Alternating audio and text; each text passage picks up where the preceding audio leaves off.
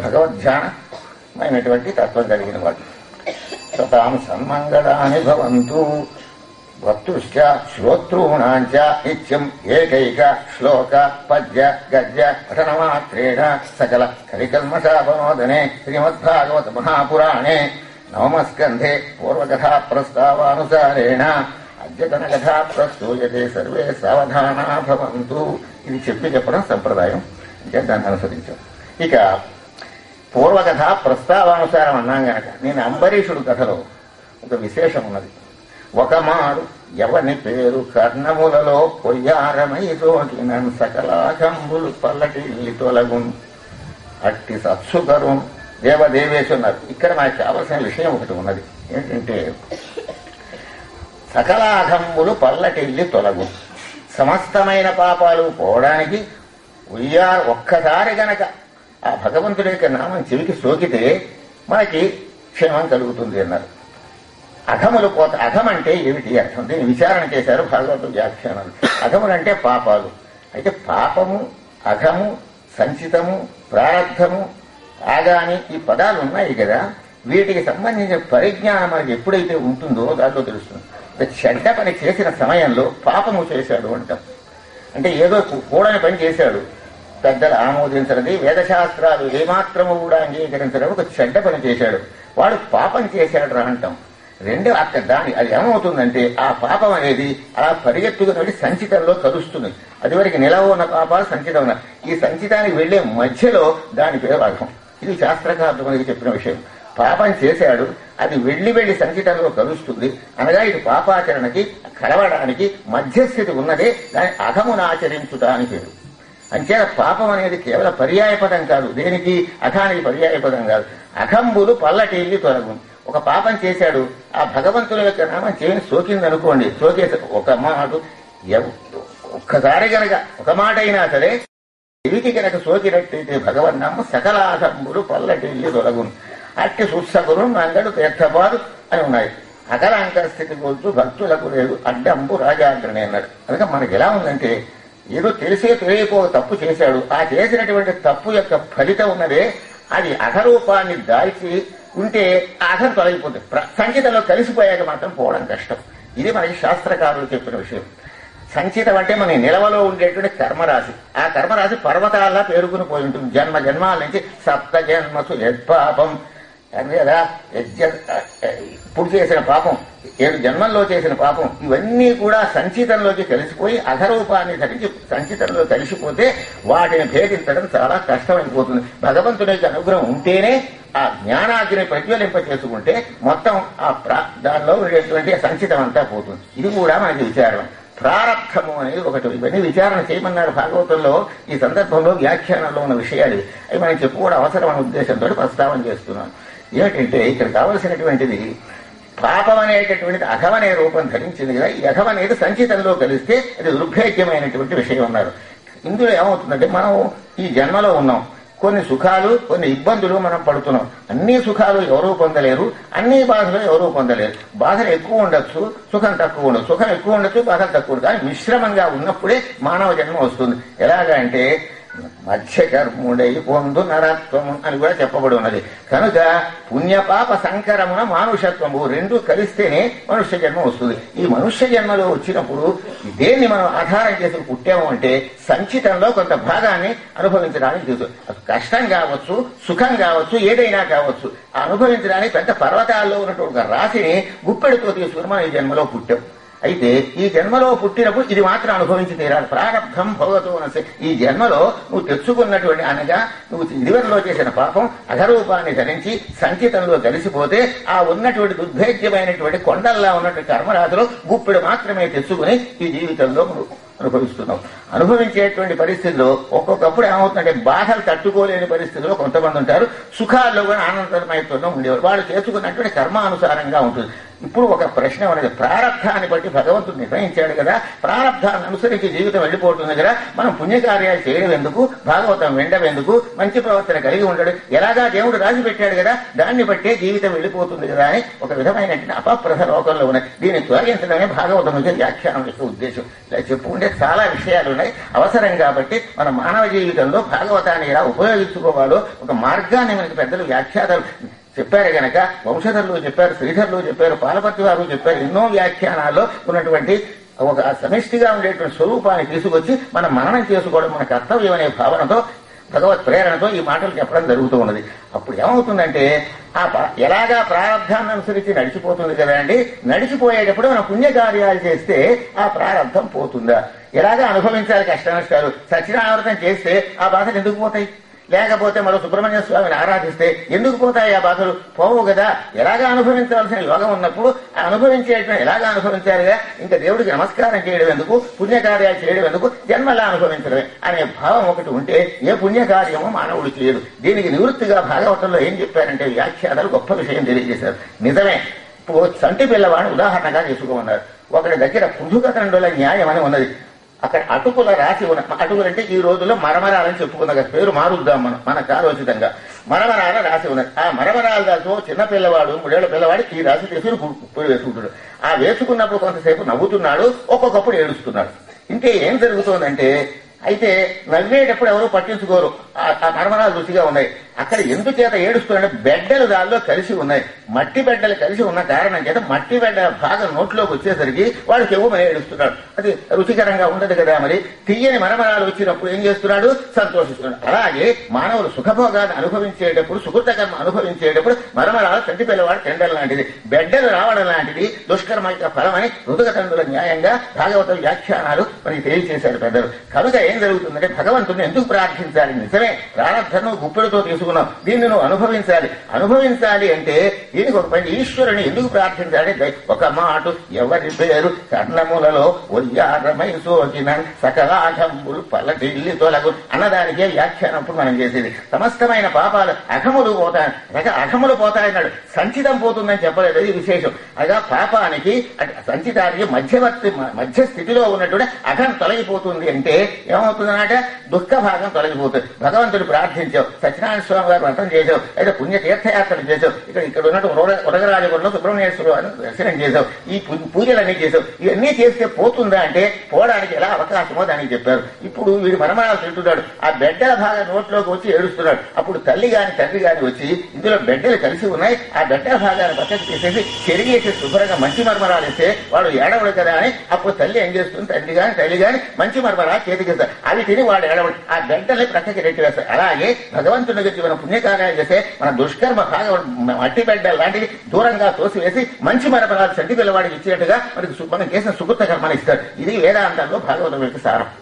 ఇలా మనం చేస్తే ఈశ్వర ఆరాధన వల్ల ప్రతి భాగవతం వింటే పుణ్యం కలుగుతున్నది. ఏం పుణ్యం కలుగుతుంది? మనఃప్రశాంతత కలుగుతుంది. అంటే పాపకర్మ యొక్క అనుభవం దూరంగా పోతుంది. కానీ ఈ మట్టి బిడ్డలున్నాయి, మన కోసమే ఏర్పడడం, ఎప్పుడప్పుడు తినక తప్పదు. కానీ సుకృత కర్మని ముందు అనుభవింపజేసే భగవంతుడు అప్పుడు మనం ఏం తెలుసుకోవాలన్నారు అంటే, ఆ మట్టి బిడ్డల భాగం సంచితంగా ఉండే అఘం సంచితంగా ఉన్న భాగం పోవాలంటే జ్ఞానాగ్ని సర్వకర్మాని భస్మత, జ్ఞానం అనే అగ్ని ప్రజ్వలింపజేసుకుంటే పెద్ద అంత దూరం ఉన్నా ఎలా అయితే వ్యర్థమైపోతుందో, సంచితమైన పర్వతాకారాలతో ఉన్న జ్ఞానాగ్ని కనుక మనం ప్రజ్వలింపజేసుకుంటే, భాగవతం చదివి అందులో భక్తి జ్ఞాన వైరాగ్య తత్వాన్ని కనుక మనం జీర్ణం చేసుకుంటే, దానివల్ల సంచితం కూడా దగ్ధమైతే రాబోయే జన్మ ఉండదు. ఈ ప్రారంభంలో సుఖభాగం భగవంతుడు మనకి ఇస్తాడుగా, నిరంతరం భగవంతుడిని సేవించవలసింది అని భాగవతానికి వ్యాఖ్యానంగా ఒక మాట, ఎవరి పేరు కర్ణములలో ఒయ్యారమై సోకిన సకలాఘములు పల్లటిల్లి తొలగు అని చెప్పారు. సరే, ఏకాదశి ఉపవాసాదులుగా ఇవన్నీ చేస్తారు. ఏకాదశి దేవి ఏమైంది అంటే, మహావిష్ణువు యొక్క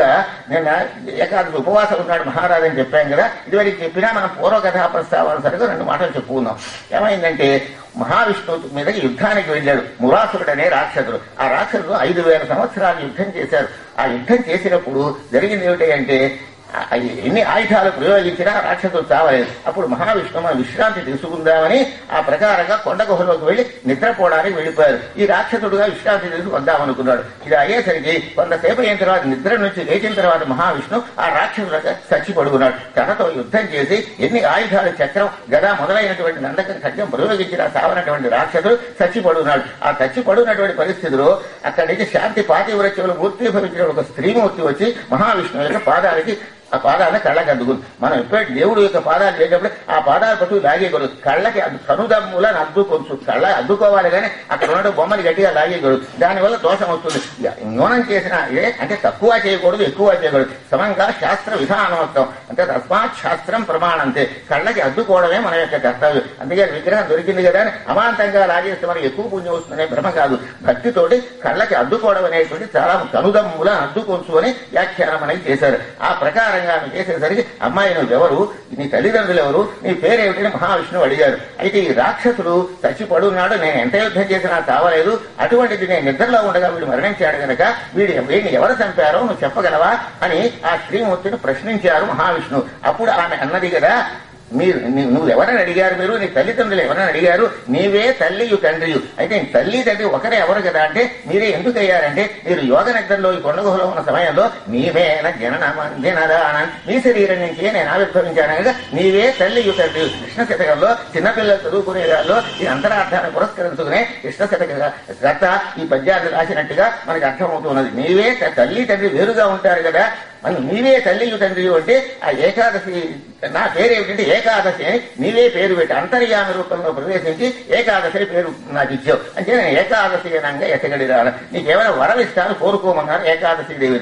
నాకేమక్కర్లేదు అంటే అయినప్పటికీ వరం ఇస్తానన్నావు కనుక ఏం చేస్తాడంటే కాలమానంలో మాసంలో 2 సార్లుగా తిథులకి నాకు అధిదైవతంగా అనుగ్రహించవలసింది. అలాగే 11వ సంఖ్య అయినటువంటి తిథికి ఏకాదశి తిథి శుక్లపక్షంలో వచ్చిన ఏకాదశికి కృష్ణపక్షంలో వచ్చిన ఏకాదశి అధిష్టాన దేవతామూర్తిగా ఉంటామని మహావిష్ణువు వరం ఇచ్చారు. అది అయిన తర్వాత మరొక వరం కోరుకోమంటే మరొక వరం ఇక్కడ నా తిథి అయినటువంటి ఏకాదశి నాడు ఈ శుక్లపక్ష ఏకాదశి గాని కృష్ణపక్ష ఏకాదశి గాని ఉపవాస జాగరణ హరినామ సంకీర్తనములు కనుక చేసినట్లయితే వారికి మోక్ష కారణ సామగ్ర్య భక్తిరేవ గరియేసే ఉత్తమమైనటువంటి భక్తి తత్వాన్ని ఇవ్వవలసిందని కోరుతున్నాను అన్నది. అలాగే ఉపవాసం జాగరణం హరినామ సంకీర్తనం చేసిన వారికి భక్తి మార్గంలో కలుగుతుంది. అంతే తప్ప వాళ్ళు ఎన్నో పాపాలు చేసి అవాంతంగా వైకుంఠ ఏకాదశి నాడు ఎప్పుడు చచ్చిపోతే వాడికి మోక్షం కలగదు అని శాస్త్రం చెబుతున్నది. వాడు ఆ కర్మఫలం అనుభవించవలసింది. భాగవతంలో పద్యం ఉన్నది, ధన పశుపుత్ర మిత్ర వనిత గృహ కారణభూతమైన ఈ తనువునకున్న జీవుడు పదం పడి అట్టి శరీరమెత్తి అనుగతమైన కర్మఫలమందకపోగరాదు మింటపోయిన ఉరిదూరిన దిశలకేయిన ఎతటనైన పోతనామాచులు 18 రాశారు. అది వెర్రి భ్రమ. ఏకాదశి నాడు చచ్చిపోయాడు కదా ఎన్ని పాపాలు చేసినా అది క్యాన్సిల్ అయిపోయి మోక్షం వస్తుందని కాదు. అనగా ఏకాదశి నాడు ఉపవాస జాగరణ హరినామ సంకీర్తనం ఎవరైతే భక్తి శ్రద్ధలతో చేస్తారో వాళ్ళకి భక్తి యోగాన్ని అనుగ్రహిస్తాడు తప్ప భక్తి యోగం వలన ఇప్పుడు అధములన్నీ కూడా పల్లటిల్లి తొలగిపోతాయి. ఒక మారు ఎవని పేరు కర్ణములలో ఒయ్యారమై సోకిన సకలాఘములు పల్లటిల్లి తొలగు అన్నదాని ఇలా ఏకాదశి నాడు కదా చేసినట్టయితే ఉపవాసం అంటే ఆహార నియమం కలిగి శరీరాన్ని సుఖపెట్టకుండా ఉండడం, జాగరణం అంటే ఇప్పుడు మనం జీవుని యొక్క జీవుడు ఎవరు, క్షేత్రజ్ఞుడు విచారణ చేయడు, హరినామ సంకీర్తన భగవన్నామ సంకీర్తన 3 మంచి పనులు చేసి దీని కారణంగా చేసినటువంటి పాపం చేసినటువంటిది అధన రూపంలో తోడి సంచితంలో కలవకుండా ఉంటే అది తొలగిపోతుందని దాని యొక్క తాత్పర్యంగా శాస్త్రకారులు వరకు రాసి ఉన్నారు. అందుకే ఎన్ని పాపాలు చేసినా ఆ వేళగాని చచ్చిపోతే మోక్షం శ్రమపడవద్దు. సుకృత కార్యములు చేయదే ఎన్నడూ మోక్షం రాదు అని కూడా మనకి శాస్త్ర పురాణాలన్నీ కూడా సమన్వయంగా మనకి చెబుతున్నాయి కనుక భక్తి విశ్వాసాలు కలిగి అయితే మనకి తెలియక చేసినటువంటి పాపాలు అవి గనక అయినట్టయితే అది అధరూపంలో ఉన్నప్పుడు మాత్రం తొలగడానికి కాదు, సంచితంలో కలిసాక అప్పుడు కూడా భగవత్ ప్రార్థన చేస్తే అందులో సుఖభాగాన్ని మనకి భగవంతుడు ఇస్తే సుఖాలు కలుగుతాయి. మనం వ్రతం చేసుకున్నాం మనకి సుఖం కలిగింది, మన అనేది సుఖంగా ఉన్నాం అని ఎందుకు అంటున్నారంటే ఆ దుష్కర్మ ఫలితంలోంచి ఆ మట్టి బిడ్డలు తీసివేసి మంచి మనవరాలు పిల్లవాడికి ఇస్తే ఎలా అయితే ఆనందంగా తింటాడో అదే రీతిగా మనం చేస్తున్నటువంటి కర్మల్లో చెడు భాగాన్ని అనగా పాప ఫలాన్ని దూరంగా పెట్టేసి భగవంతుడు పుణ్యఫలాన్ని మనకి ఇచ్చినప్పుడు ఆ ఆనందం కలుగుతోందని శాస్త్రకారులు భాగవతాన్ని వ్యాఖ్యానం చేస్తూ తెలియజేసిన విషయాన్ని మనం పూర్వకథ ప్రస్తావానుసారేణ అని కొన్ని మనం చెప్పుకోవాల్సి వచ్చింది. ఇది సంగతి అనమాట. ప్రస్తుత కథలోకి వెళదాం. ఏమనంటే బాగానే ఉందయ్యా, పరీక్షిత్ మహారాజుతో చెబుతున్నారు. నివృత్తరషై ఉపగీయమానాత్ భవౌషధాత్ శ్రోత్రమనోభిరామాత్ కౌత్తమ శ్లోక గుణానువాదాత్ పుమాన్ విరజ్యేత వినా పశుఘ్నాత్. ఎవరైనా సరే భగవత్కథ ఇక వినక్కర్లేదని అనుకోవటండి ఎవడు. భాగవతంలో సంస్కృతంలో ఉన్నటువంటి శ్లోకం ఇది. అంతే ఈ శ్లోకం చదువుకుంటాం చాలా ముఖ్యమన్నారు. ఎందుచేతంటే నివృత్తరషై ఆశలు తొలగిపోవడం తృష్ణ లేకుండా ఉండాలి. మితిమీరిన ఆశ ఎవరికి అలా సంపాదించుకోవాలి పుణ్యం ప్రసక్తి కానీ ఏదీ లేకుండా ధనమును చాలగలిగి సతతమ్మును ఇంద్రియ వాంఛ తల్పుతూ మనమున ఎన్నడు సుకృత మార్గము పొంతను పోక లోభమోహ నిరత బద్ధులై తిరుగునట్టే. లోభమోహములై పుణ్యకార్యం ఉండదు. ఏది మంచి వినరు, చెప్పినా చేయరు, దేవుడు లేడంటారు, నాస్తికవాదం చేస్తారు, హేతువాదం చేస్తారు, పాషండవాదం చేస్తారు. ఇదంతా ఏమైందంటే మనుష్యుల్లో ఇది ఒక తెగ ఉన్నది. ఈ ప్రకారంగా ఉండేటటువంటి వాళ్ళకి ఏమంటే తరించడానికి అవకాశం ఉంది. దానివల్ల ఆశలు వాళ్ళకి పెరుగుతాయి. ఆశాపాశత ఇర్బద్ధ అన్న గీతల్లో బాగా ఆశాపాశతో కట్టబడినటువంటి వాళ్ళకి భగవంతుల యొక్క కథ వినాలని ఉండదు. నివృత్తరషై ఎలా అయితే తృష్ణ లేకుండా ఉంటారో వాళ్ళకి మాత్రమే అనగా మితిమీరిన ఆశయే తృష్ణ అని పేరు. అది మితిమీరిన దప్పికగా ఉంటుంది. ఆ విధమైనటువంటి ద్రవ్యార్జన మీద ఉండేటువంటి దృష్టి ఎవరికి ఎక్కువ లేకుండా ఉంటుందో వాళ్ళు మా పరిమితమైన ఆశ కలిగిన వాళ్ళు మాత్రమే, కోరికలు తక్కువగా ఉన్న వాళ్ళకి మాత్రమే భగవత్కథలు వినాలని ఉంటుంది అని భాగవతంలో మనకి చెప్పబడింది. శ్లోకంలో వ్యాసుల వారు రాసిన శ్లోకం ఉత్తరషై ఉపగీయమ. నిరంతరం ఆశలు తక్కువగా ఉన్నటువంటి వాడు మనకి ఇది చాలే భగవంతుడు ఇచ్చిన దాంతో సంతోషిద్దాం అనుకునేవాడు నిరంతరం భగవన్నామ సంకీర్తన చేస్తారు, నిరంతరం భాగవతం వింటూ ఉంటారయ్యా. ఇది సంగతి అని భాగవతంలో ప్రస్తావించబడింది. ఉపగీయమానాత్ భవౌషధాత్. పుట్టడం, పెరగడం, చావడం ఈ వ్యాధి అలా కొన్ని జన్మల నుంచి వస్తూ ఉన్నది. ఈ మూడు తొలగిపోవడానికి అత్యంతము సాధనభూతమైనటువంటిదే మన హరినామ సంకీర్తనం, భగవంతుడి కథలను వినడమైనటువంటి మాట పరీక్షిత్ మహారాజు అంటూ నివృత్తరషై ఉపగీయమానాత్ భవౌషధాత్ శ్రోత్రమనో. శివులకి మనస్సుకి కూడా హృదయానికి కూడా ఆనందాన్ని కలిగిస్తాయి. చెవులకి ఆనందం కలిగించిన హృదయం దాకా వెళ్ళదు. ఏమవుతుందంటే ఈ చెవుల్లో ఒక మాట పడింది అనుకోండి మనం మర్చిపోతాం. ఇక్కడ ఇసుక మేట వేసేస్తే ఎలా అయితే మంచి మాటలు చెవిని దూరవో కొంతమందికి ఏమైనా మంచి మాటలు జ్ఞాపకం ఉండవు, అక్కడే ఆగిపోతాయి. మళ్ళీ హృదయం అది మనస్సులోకి వెళ్ళాలి, మనస్సులోకి హృదయంలోకి వెళ్ళాలి. హృదయ సర్వస్వధిష్ఠితం ఇక్కడే ఉన్నది హృదయం. ఈ హృదయ కోశంలోకి ఇక్కడే గనక వెళ్ళినట్టయితే వాళ్ళకి మరపనేటటువంటిది రాదు. అత్యంతము భగవద్భక్తి పెరుగుతూ ఉంటుంది. ఉపగీయమానాత్ భవౌషధాత్ శ్రోత్రమనోభిరామాత్. ఉత్తమ శ్లోకుడు అంటే పుణ్యశ్లోకో జనార్దన. అటువంటి భగవంతుడి యొక్క కథను అందరికీ వినాలనే, ఇటువంటి మంచి లక్షణాలు కలిగిన వాళ్ళకి వినాలని ఉంటుంది. ఈ లక్షణాలు ఎవరైతే ఉత్తమ లక్షణాలు ఉండవో వాళ్ళకి వినాలని ఉండదు అని త్రిశుకుల వారితో పరీక్షిత్ మహారాజు అంటున్నటువంటి విషయాన్ని ఇదే శ్లోకాన్ని పోతనామాచులు అంగీకరిస్తూ భవములకు మందు చిత్త శ్రవణానందం ముముక్షు జనపదం హరిస్తవం పశుఘ్నుడు దక్కను శివులకు తనివయ్యే. పశుఘ్నుడు అంటే అర్థం ఏంటంటే పశువుని చంపేవాడని మామూలుగా లోకార్థం. అలా కాకుండా ఆత్మహత్య చేసుకున్న వాళ్ళు భగవత్కథలు వినరు. ఆత్మహత్య చేసుకోవడం అంటే లభించిన మానవ జన్మని భగవంతుల యొక్క సేవకు ఉపయోగించుకోకుండా ఎవరైతే సుఖభోగాల కోసం దుర్వినియోగం చేస్తారో వాళ్ళకి నచ్చవు భగవత్కథలు. వినా పశుఘ్నాత్ పశుఘ్నాద్వినా అని వ్యాఖ్యాతమైన మనోహరమైన అర్థాన్ని తెలియజేశారు. కనుక మనం ఏ స్థితిలో ఉంటే భగవత్కథ వినాలి ఉంటుందో అవన్నీ కూడా చెప్పబడి ఉన్నాయి. దీనిలో మన నవమస్కంధంలో నిన్న నవమస్కంధం యొక్క ప్రాశస్త్యాన్ని చెప్పుకున్నాం కదా, అనేకములైనటువంటి విషయాలు మనకి చెప్పారు. ఏమిటంటే మనువు అనేటటువంటి మహానుభావుడు సూర్యవంశాన్ని గురించి ప్రస్తావన చేశారు. సూర్యవంశంలో మనువు వైవస్వత మనువు. ఆ మనువు యొక్క సంతతిగా ఏమైందో అది ఏమిటో తెలియజేస్తున్నాడు. మనువు యొక్క కుమారుడు ఇక్ష్వాకుడు. ఆయన ప్రాజ్ఞుడైన తరువాత మనువు ఏం చేశారు అంటే ఆయన ధర్మబోధ చేశారు. తొలి ధర్మముత్తమగుమాగను అర్థము మధ్యమంబుగా మదిని తలంపు కామమధమంబుగా చూడుము పుత్రయే పుడు ఓ పుత్ర అని ఇక్ష్వాకుడితో చెబుతున్నాడు ఆయన. తొలి ధర్మము అర్థము కామము మోక్షం అని ఉన్నాయి.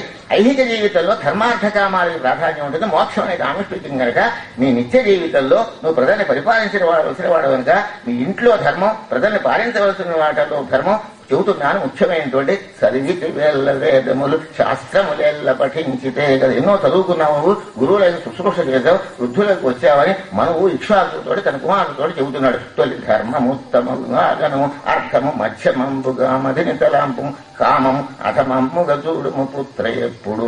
ఎలా ఉండాలంటే ధర్మానికి ప్రాధాన్యం. ధర్మం వల్ల అర్థాన్ని సంపాదించుకునేటువంటి దానికి ప్రాధాన్యం. ఆ తర్వాత అర్థం. ధర్మానికి ప్రాధాన్యం రెండో ప్రాధాన్యం దేనికంటే అదే అర్థానికి, ద్రవ్యం అన్నమాట. ఆ ద్రవ్యం కానీ కోరిక అనుభవించదు. కామం అనేది చెట్ట చివరిది అనమాట. దాన్ని అధమంగా చూడవలసింది. అర్థకామాలకి ప్రాముఖ్యం ధర్మాన్ని ఎవరైతే ఉల్లంఘిస్తారో తాము చెడిపోతారు, తమరి వల్ల ఇతరులు కూడా చెడిపోతారు. ఇది దీని యొక్క సారాంశం. అంచేత మను ఇక్ష్వాకుతో ఏమని చెబుతున్నాడంటే తొలి ధర్మము ఉత్తమముగా అగను అర్థము మధ్యమముగా మదిని తలంపు కామము అధమమ్ముగా చూడుము పుత్ర ఎప్పుడు అని బోధ చేశాడు మహానుభావుడు. బోధ చేసి అతనికి రాజ్యం ఇచ్చి వెళ్ళిపోయినాడు. అంటే ఇతనికి ఈ మను ఇక్ష్వాకు ఇచ్చిన తర్వాత ఆ ఇక్ష్వాకు మహారాజు ఏం చేశాడంటే ఎన్నో పుణ్యకార్యాలు చేశాడు. చేసినటువంటి సందర్భంలో అతనికి విపుక్షి అనేటటువంటి కుమారుడు ఉండేవాడు. ఈ మనువు ఏం చేస్తున్నాడు అంటే ఇతను ఒక విధమైన అష్టకాశ్రాద్ధం అని చేస్తున్నాడు. అష్టకాశ్రాద్ధం అంటే పితృదేవతల్ని ఆరాధించడం. ఈ పితృదేవతల్ని ఆరాధించడంలో చాలా విశేషాలు ఉన్నాయి. ఏమండి, ఎప్పుడో చచ్చిపోయాడు కదా వాడు, వాళ్ళని గురించి తద్దినాలు పెడితే, నువ్వులు నీళ్లు వదిలి పెడితే, లేకపోతే పొస్తర్లు ఇస్తే, లేకపోతే ఆబ్దికాలు పిండాలు పెడితే వాళ్ళకి ముడతాయా? ఇదంతా ఎవరో తినడానికి ఏర్పడింది, ఇదంతా కూడా మోసం అనే భావన ఈ లోకంలో ఉన్నది. ముఖ్యంగా దాని గురించి అష్టకాశ్రాద్ధాన్ని గురించి ప్రారంభించాడు. అంటే ఈయన ఏం చేస్తున్నాడు అనమాట, చేసేటప్పుడు తన కుమారుణ్ణి పిలిచాడు. కుమారుణ్ణి పిలిచి పరిశుద్ధమైన మాంసాన్ని తెమ్మనమన్నాడు. ఆ రోజుల్లో తద్దినాల్లో మాంసం పెట్టడం ఉండేది, ఇప్పుడు లేదు. ఇది ఈ కాలంలో మాంసం పెట్టకూడదు, తద్దినాల్లో ఉంది. అద్దీకాలు పెట్టేవాడు కూడా పెట్టకూడదు. ఎంచేతంటే కలవు పంచవివర్జే అశ్వారంభం గవారంభం సన్యాసం ఫలపైతృకం ఆ పైన దేవరాజ్యసుతోత్పత్తి కలవు పంచ వివర్జయేదు అని స్పష్టంగా చెప్పారు ధర్మశాస్త్రంలో పరాశర స్మృతిలో ఉంది. పూర్వ యుగాల్లో తద్దినాల్లో మాంసం పెట్టినా కలియుగంలో మాత్రం దాన్ని పనికిరాదు అన్నారు. అశ్వమేధయాగం కలియుగంలో చేయకూడదు. మహారాజు రాజుల పరిపాలన కనుక క్షత్రియులు చేసేవారు. ఇప్పుడు ఉండేటువంటి ప్రజా పరిపాలనలో అది నప్పదన్నారు. గవాలము గోమేధయాగం కూడా పనికిరాదన్నారు. సన్యసించడం కలియుగంలో పనికిరాదు. అంటే సన్యాసులంతా ఏమవ్వాలంటే ఇప్పుడు అసలు వాళ్ళకి సహజమైన విరక్తి కలిగి జ్ఞానం పరిపూర్ణంగా ఉండి పూర్వజన్మలో ఎంతో కృషి చేసి ఐహిక భోగములన్నింటినీ కూడా వమనాన్నమూత్ర పురుషవుడు కక్కేసిన అన్నం వలె భోగాన్ని ఎవరైతే మనసారా భావిస్తారో వాళ్ళకి మాత్రం సన్యాసాధికారం ఉంది. కోపం వచ్చి ఇంట్లో వాళ్ళ మీద కోపం వచ్చి సన్యాసానికి వెళ్ళకూడదు. అది కలియుగంలో నిషిద్ధమని స్పష్టంగా చెప్పాడు. ఇంకా మీరంతా అడ్డంగా ఉన్నారు నా మోక్షానికి, నేను సన్యాసానికి పోతున్నానే కోపంతో సన్యాసిస్తే, ఆవేశ వైరాగ్యంతో సన్యాసిస్తే చాలా దోషం ఉందన్నారు. అసలు కలియుగంలో సన్యాసానికి వెళ్ళకు, గృహస్థ ధర్మంలో ఉండి నువ్వు తరించు. కానీ కలియుగంలో ముఖ్యంగా నువ్వు సన్యాసంలోకి వెళ్ళక. ఎవరు వెళ్ళవచ్చును అంటే అసలు పుట్టుక నుంచి జ్ఞానులై గత జన్మలో ఎంతో సాధన చేసినటువంటి మహానుభావులై ఈ జన్మలో కనుక ఆ కృషంతా కూడా వచ్చినట్టయితే దాని ఫలితంగా వమనాన్నమూత్ర పురుషవుడు కక్కేసిన అన్నాన్ని చూసినట్టుగా సత్యందనాది భోగాల్ని ఎవరైతే అంత ఎలగింపుగా చూస్తారో వాళ్ళకి మాత్రమే కలియుగంలో సన్యసించే అధికారం ఉన్నది. కంచి కామకోటి పీఠాధిపతులు ఉన్నారు, శృంగేరి పీఠాధిపతులు ఉన్నారు. వాళ్ళు మొట్టమొదటి పూర్వజన్మ సంస్కారం వల్ల ఆ పీఠం ఎక్కడానికి సన్యాసం తీసుకున్నటువంటి వ్యక్తులు. వాళ్ళనేమి అనడానికి మనకు అధికారం లేదు. ఎందుచేత లేదు అంటే వాళ్ళ భావాలే మొట్టమొదటి నుంచి వాళ్ళ అనుగ్రహ భాషణాల వల్ల మన లోకం తరిస్తుంది. కంచి కామకోటి పీఠాధిపతుల విషయం నేను చెప్పుకున్నాం. అలాగే శృంగేరి పీఠాధిపతులు మమ్మల్ని అందరినీ కూడా గుర్తించారు, పౌరాణికులుగా మహానుభావులు అనుగ్రహ భాషణం చేశారు. ఇప్పటికీ అక్కడ శృంగేరి పీఠంలో ఉండి మనం ఇక్కడ ఏం చెప్పుకుంటున్నామని తెలుస్తుంది. అంత తక్కువ సంపన్నులు వారు. పూర్వజన్మ జ్ఞానం చేత సహజ విరక్తి కలిగి ఏ విధమైనటువంటి భోగాపేక్ష లేకుండా కేవలం పరమాత్మలో తత్వంలో లీనమవ్వాలనేటువంటి శుద్ధ సంకల్పం కలిగినటువంటి వ్యక్తులు పరిమితంగా కోటికి 100కి కొంతమంది మాత్రమే. అటువంటి వాళ్ళకి మాత్రమే సన్యాసం తీసుకునే అధికారం ఉంది. కానీ మనలాంటి వాళ్ళం సన్యాసానికి వెళ్ళకూడదు అని పరాశర స్మృతిలో ధర్మశాస్త్రంలో చెప్పకూడదు.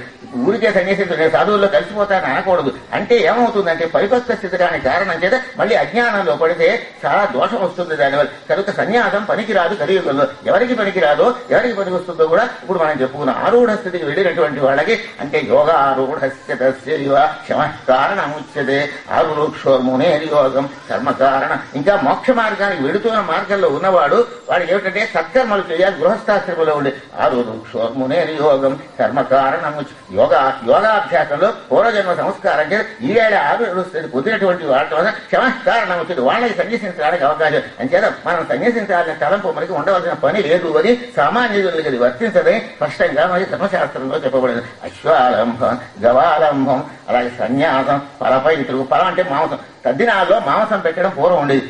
ఆ యుగంలో ఎప్పుడన్నాడు కృతయుగానికి అది గనక ఆ రోజుల్లో వాడు గనక మాంసఖండం తెచ్చిపెట్టమన్నాడు ఇక్ష్వాకుతోటి, అది వికుక్షితోటి.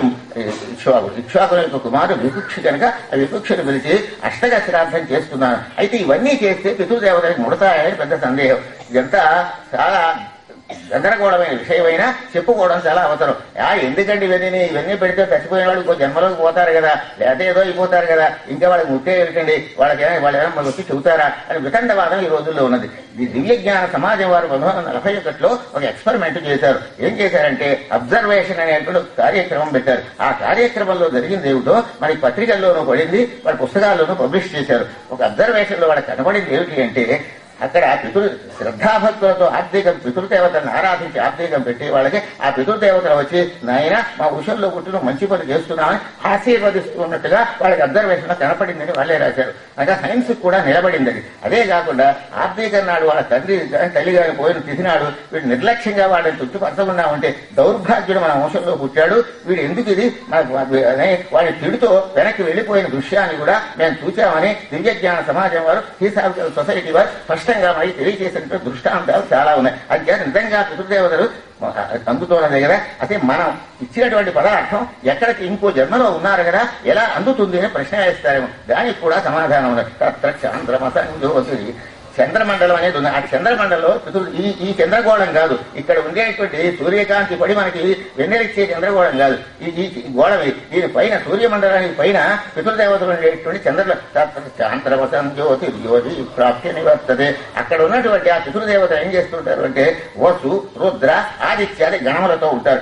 వసువులు అనేటటువంటి వాడు చాలా మంది ఉంటారు. అదేవిధంగా రుద్రగణం, రుద్రం అంటే శివుడు అని అర్థం కాదు, రుద్రగణం అని ఆ గణాలకి పేరు, ఆదిత్య గణం అని పేరు. ఈ 3 రకాలుగా ఉంటారు. అంటే వసువు అనే వాళ్ళు ఏం చేస్తారంటే అది తండ్రి పేరు చెప్పి పెట్టినప్పుడు వాళ్ళు అందుకుంటారు ఈ పదార్థాన్ని. తండ్రి మరణించాడు, కుమారుడు ఈ పదార్థాలు అందజేస్తున్నాడు. ఆ ముందు పితృలోకంలో ఉన్నటువంటి వసుగణం అందుకుంటారు. పితామహుని నర్చించినప్పుడు ఆ మధ్య ఉన్నటువంటి రుద్రగణం అందుకుంటారు. ఆ తర్వాత అనుసరించినప్పుడు ఆదిత్యగణం అందుకుంటారు. ఎవరి పేరు చెబితే వారు అందుకుని ఏం చేస్తారు అంటే ఎక్కడ వీళ్ళు జన్మ ఎత్తి ఉన్నారో వాళ్ళకి ఏది అవసరమో వాళ్ళకి అందజేస్తారు. ఇది గొప్ప విశేషం. మా తాత ముత్తాతలు ఉన్నారు, మనం ఏ జన్మలో ఉన్నారో మనకి తెలియదు. మనం ఈ మంత్రాలు పెట్టి ఈ రకంగా కనుక మనం అర్చన చేస్తే పితృదేవతలు కనుక అర్చన చేసేటటువంటి పరిస్థితిలో వసు రుద్ర ఆదిత్య గణములు అనేటటువంటి ఈ పితృదేవతా గణాన్ని మనం పెట్టినటువంటి పదార్థాన్ని తీసుకుని వాళ్ళు ఏ జన్మలో ఉన్నారో మన తండ్రి తాత ముత్తాత ఎక్కడున్నారో వాళ్ళకి ఎంత చేస్తారని స్పష్టంగా శాస్త్రంలో చెప్పబడి ఉన్నది. అంటే అప్పుడు ఎలాగా అన్నారు, దీనికి ఉదాహరణ చెప్పాడు శాస్త్రంలో. ఒక గోవు ఉన్నది, ఇక్కడ గోవులు కట్టేశారు ఇందాక చూశాం కదా. ఆ గోవు అంటే దానికి నీళ్లు లేవు, అక్కడ మేత లేదు. అలా యజమాని ఏం చేస్తున్నా అంటే ఎండాకాలంలో లోపల పడి నిద్రపోతున్నాడు. ఈ గోవు యొక్క పరిస్థితే చూడడం లేదు. అలాంటి పరిస్థితిలో ఏం జరుగుతుందంటే ఆ దారిని వెళ్లేవాడు పాపం ఇదేమిటి ఈ గోవుకి అక్కడ బకెట్ ఉంది, నీళ్లు తెచ్చి పెడదాం, నీళ్లు తెచ్చిపెట్టి లేట కట్టి పెట్టి అందిద్దామని అక్కడ ఏం చేస్తాడు అంటే ఆ తండ్రి తాతల్లో ఎవరో గోవు పుట్టాడు అనుకోండి. ఆ పుట్టినటువంటి పరిస్థితిలో మార్గ మధ్యలో వెళ్ళేటువంటి వ్యక్తి అతనికి జాలి పుడుతుంది. జాలి పుట్టి ఆ నీళ్లు పెట్టి లేట కట్టి పెట్టి అందించి దానికి సేవ చేస్తాడు. దీనికి కారణం ఏంటంటే ఇక్కడ ఈ బతికున్నటువంటి వాళ్ళు ఈ పుత్రులు వీళ్ళు ఉన్నారే, వీళ్ళు పెట్టినటువంటి ఆర్థిక క్రమంలో అది వాళ్ళకి పితృదేవతలకు చెందితే వాళ్ళు అక్కడికి ఆయా పదార్థాన్ని అందజేస్తారని స్పష్టంగా శాస్త్రంలో ఉన్నది. అనగా ఏ జన్మలో ఉన్నా వాళ్ళకి కావాల్సిన ఈ అన్నం ముద్దలే, ఈ పొత్తర్లు మాత్రమే అక్కడికి వెళ్ళవు. దీని స్థానంలో వాళ్ళకి ఏది కావాలో, మంచినీళ్ళు కావాల్సిన మంచినీళ్ళు, భోజనం కావాల్సిన భోజనం, లేకపోతే ఇంకోటి కావాల్సిన ఇంకోటి, ఆ పితృదేవతలు ఎక్కడెక్కడ ఉన్నారో, తండ్రి తాత ముత్తాత ఎక్కడ ఉన్నారో వసురుద్రాదిత్య గణమైనటువంటి పితృగణం ద్వారా వాళ్ళకి అందుతుందని చెప్పారు కనుక ఆర్థికాలు పెట్టడం, నీళ్లు వదిలిపెట్టడం శాస్త్రీయమైన పద్ధతి. అది ఉల్లంఘిస్తే వాళ్ళు శపిస్తారు అన్నది అనేకమైనటువంటి పరిశోధనలో మన దివ్యజ్ఞాన సమాజం వారు మనకి తెలియజేసినట్టుగా దృష్టాంతాలు ఉన్నాయి గనక పితృదేవతారాధన చాలా ముఖ్యమైనదని, భగవంతుని ఆరాధించడం ఎంత ముఖ్యమో దేవపితృ కార్యాభ్యాన్న ప్రమదితవ్యం. దేవతల్ని పితృదేవతల్ని ఆరాధించే పట్ల ఏమరపాటు తగదు అని మనకి వేదం చెబుతున్నది. దేవ పితృ కార్యాభ్యాం నప్రమదితవ్యం. ఇప్పుడు ఇంకొకటి ఉంది, క్యాలెండర్ రాగానే చూసుకునేది ఏమిటంటే, కొత్త క్యాలెండర్ రాగానే తండ్రి యొక్క ఆర్థికం ఎప్పుడైనది, తల్లి మరణించినట్టయితే తల్లిదండ్రులు ఎప్పుడు మరణించారు, వాళ్ళ తిథి ఎప్పుడైనా చూసుకోవాల్సిన బాధ్యత పుత్రుడు అయి ఉన్నది. అంతేగాని మా బాబు దగ్గర సంగీతం ఎందుకు చెప్పలేక పంతులు గారిని పురోహితుల మీద ఎదురు పడకూడదు. అలా పడితే దానివల్ల అవజ్ఞాదోషం వస్తుందన్నట్టు. ముఖ్యంగా అంత శ్రద్ధాభక్తులతో చేసినప్పుడే మనకి సుగతులు కలుగుతాయి, వాడు ఆశీర్వచనం కలుగుతుంది. భగవంతుడైన మహావిష్ణువు ఏ రీతిగా అయితే మనకు అనుగ్రహిస్తాడో అదే రీతిగా పితృదేవతల యొక్క అనుగ్రహం కూడా కావాలి గనక దేవతల్ని ఆరాధించాలి. పితృదేవతల్ని ఆరాధించాలని శాస్త్రం ముఖ్యంగా చెబుతున్నటువంటి విషయం. ఆ శాస్త్రాన్ని పురస్కరించుకుని అష్టగాశ్రార్థం అని చేస్తున్నాడు ఇతడు. అంటే మనువు యొక్క కుమారుడు ఇక్ష్వాకు. ఆ ఇక్ష్వాకు యొక్క కుమారుడు వికుక్ష అనేవాడితో చెప్పాను, శుద్ధమైన మాంసం తెమ్ము, పరిశుద్ధమైన మాంసం తీసుకురారా అన్నాడు. పరిశుద్ధమైన మాంసం అంటే ఏమిటి దాని అర్థం? సరే వెళ్ళాడు ఆయన, వెళ్ళి మృగంగా వేటకి వెళ్ళాడు. వేటకి వెళ్ళినటువంటి సందర్భంలో దొరికిన జంతువులను ఏదో వేటాడాడు, అదేదో అయిపోయాడు. బాగా పరీక్ష మహారాజా నీకు ఎలా అయితే దప్పిక కలిగిందో వాడికి కూడా అలాగే దప్పిక కలిగింది, ఆకలేసిందన్నారు శ్రీశుకుల వారు. అలాగా పూర్వ చరిత్రలో ఇది కూడా ఉందన్నమాట. సరే ఏం చెయ్యాలి? ఆకలి వేసేస్తుంది. సగం అయిపోయాడు, చిట్టుపోయినట్టు అయిపోయాట. అప్పుడు ఏం చేశాడంటే శశంపు చంపి అక్కడ ఉన్నటువంటి ఒక కుందేలు దొరికింది వాడికి. ఆ కుందేలు చెప్పాడు, ఆ మాంసం తండ్రికి పట్టుకొచ్చి ఇద్దామని. వీడికి ఆకలి వేసేస్తుంది. చంపి తిని శేషంబు శీఘ్రముగా తండ్రికి ఇచ్చి ఆ మిగిలిన మాంసం పట్టుకెళ్ళి తండ్రికి ఇచ్చాడు. అంటే పితృకార్యాన్ని నెరవేర్చుకున్నాడు. అంటే ఆ కుందేలు చంపాడు వాడు. చంపేసి సగం మాంసం ఆకలితో బాధపడిన కారణం చేసి తిన్నాడు, మిగతా సగం మాంసం తండ్రికి శీఘ్రంగా ఇచ్చాడు. అనేసరికి వశిష్ఠుల వారు చేయిస్తున్నారు అతని చేత ఈ కార్యక్రమం. అప్పుడు కనిపెట్టాడు ఆయన, ఏమిటి వీడి ఎంగిలి మాంసం తెచ్చిస్తాడా? చిన్నగా మిగిలి తాను తిని మిగిలింది పట్టుకొస్తాడా? ఇది పితృకార్యానికి పనికిరాదయ్యా అన్నాడు. ఎంగిలి పదార్థం, ఎంగిలి అంటే తను చేసి ఒక పండు ఉంది, ఆ పండు పితృదేవతకి పెట్టాలి. కొంత ముక్క కోసుకున్న ఎంగిలి చేయలేదు, ముక్క కోసుకు తిని మిగిలినటువంటిది పెట్టకూడదు. అది దేవపితృకార్యానికి పనికిరాదు. తాను సమర్పించిన తర్వాత ప్రసాదంగా తీసుకోవాలి కానీ ముందుగానే తాను తీసుకోకూడదు. అందుచేత వీడు చేసిన పని ఏమిటి అంటే, ఇది చేసినటువంటి విపుక్ష అనేటటువంటి వాడు తండ్రి చెప్పినట్టుగా పరిశుద్ధమైన మాంసం, ఎంగిలి కాని మాంసం కాకుండా తాను కొంత భాగం తిని ఇచ్చాడు కనుక అది ఎంగిలితో సమానమే. ఎంగిలి మాంసం తెచ్చావు కనుక నువ్వు నగర బహిష్కృతుడు కావాలన్నారు వశిష్ఠుల వారు. పొమ్మ ఇక్కడి నుంచి ఉన్నతను వెంటనే నగరం నుంచి బహిష్కరించారు. కుమారుడైనా సరే పాపం చేస్తే వచ్చేటటువంటి నష్టం అది. అనగా ఎంగిలి పదార్థాలని దేవపితృకార్యాలకు వినియోగిస్తే వచ్చేటువంటి దోషం దేశ బహిష్కరణంగా ఆనాడు ఉండేటటువంటి వ్యవస్థలో మనకి తెలుస్తూ ఉన్నది. ఈ ప్రకారంగా ఏమైందంటే పాపం అతను వెళ్ళిపోయి స్వతహా మంచివాడు, ఏదో ఆకలి భరించలేక తినేసేశాడు, అది అక్కడికి అయిపోయింది. తర్వాత ఇంకా ఏం చేయాలి? యోగి ఇంకా నేను ప్రపంచంలో ఉండనన్నాడు ఈయన. ఇది ఇక్ష్వాకు. కనుక ఏం చేస్తానంటే కళేవరము విడిచి యోగి కళేవరము విడిచి ముక్తి పదవి పొందే అన్నారు భాగవతంలో పోతనామాచులు. వెంటనే యోగ మార్గంలో శరీరాన్ని వదిలిపెట్టేసి యోగి నాంతే తనుచ్చజామని తను పరబ్రహ్మతత్వంలో లీనమైపోయినాడు ఇక్ష్వాకు. ఆ తర్వాత వికుక్షి రాజ్యానికి వచ్చాడు. ఈ మాంసం సగంగా ఇచ్చినటువంటి వాడే. అంటే ఆ విధమైనటువంటి పని చెయ్యకూడదు అని దానిలో ఉండేటువంటి విశేషం చెప్పారు. అతన్ని ఏమన్నారంటే ప్రజలంతా మళ్ళీ అతనే రాజ్యాన్ని, నువ్వే రాజ్యం చేయబోయన్న తండ్రి పోయిన తర్వాత అక్కడ పరమపదించిన వెంటనే నువ్వు రాజ్యం చేయమని ఆయనే తీసుకొచ్చారు. ఆ తీసుకొచ్చినప్పుడు ఒక నామకరణం చేశారు. వికుక్ష నగరికి పేరు కదా, ఇందులో ఏమన్నారంటే శశాదుడు అని పేరు పెట్టాడు. శశం అంటే కుందేలు, కుందేలుని చంపి తినవాడి తిని శేషం ఇచ్చినవాడు కనుక శశాదుడు అని పేరు. ఎవడైనా కుందేలు చంపితే ఈవేళ శశాదుడు అని మనం అనం. శశమును తిన్నవాడు అంటే ప్రత్యేకమైనటువంటి పవిత్రమైన కార్యానికి తండ్రి చెప్పినటువంటి దానికి భిన్నంగా తాను తిని శేషించిన మాంసాన్ని ఇచ్చాడు కనుక ఆ కారణంగా శశాదుడు అని పేరు వచ్చింది. చూడండి ఎలా వచ్చిందో. ఆ నామకరణం కూడా చాలా అద్భుతంగా. కానీ అతడు చాలా మంచివాడే. అతడికి పురంజీవుడు అనేటువంటి కుమారుడు కలిగాడు. ఆ ఒక్క దుర్గుణం ఏదో ఉంది జరిగింది కానీ సహజంగా అతడు ప్రజలను చాలా జాగ్రత్తగానే పరిపాలించాడు. అంటే మనువు ఇక్ష్వాకు కొడుకు వికుక్షి, ఆ వికుక్షే శిశాదుడు అనే పేరుతో ఉన్నట్టుగా మన నమస్కంధంలో కథయం మనం చెప్పుకుంటున్నాం. ఆ ప్రకారంగా జరిగినటువంటి సందర్భాన్ని పురస్కరించుకుని ఏమంటున్నాడంటే అతనికి కుమారుడు కలిగాడు. ఆ కలగడంలో పురంజయుడు, పురంజనోపాఖ్యానం కాదు, పురంజనోపాఖ్యానం 4వ స్కంధంలో ఉంది. అది ఇదివరకు చెప్పుకుంటారు పెద్దలు. అని చేత పురంజనోపాఖ్యానం కాదు, పురంజయుడు అని పేరు ఉన్నది. ఆ పురంజయుడు చాలా అనగా వికుక్ష యొక్క కుమారుడు. అనగా ఈ కుందేళ్లు చంపి తిని శశాదుడు అనే పేరుతో ఉన్నటువంటి ఇతని యొక్క కుమారుడు ఉన్నాడే.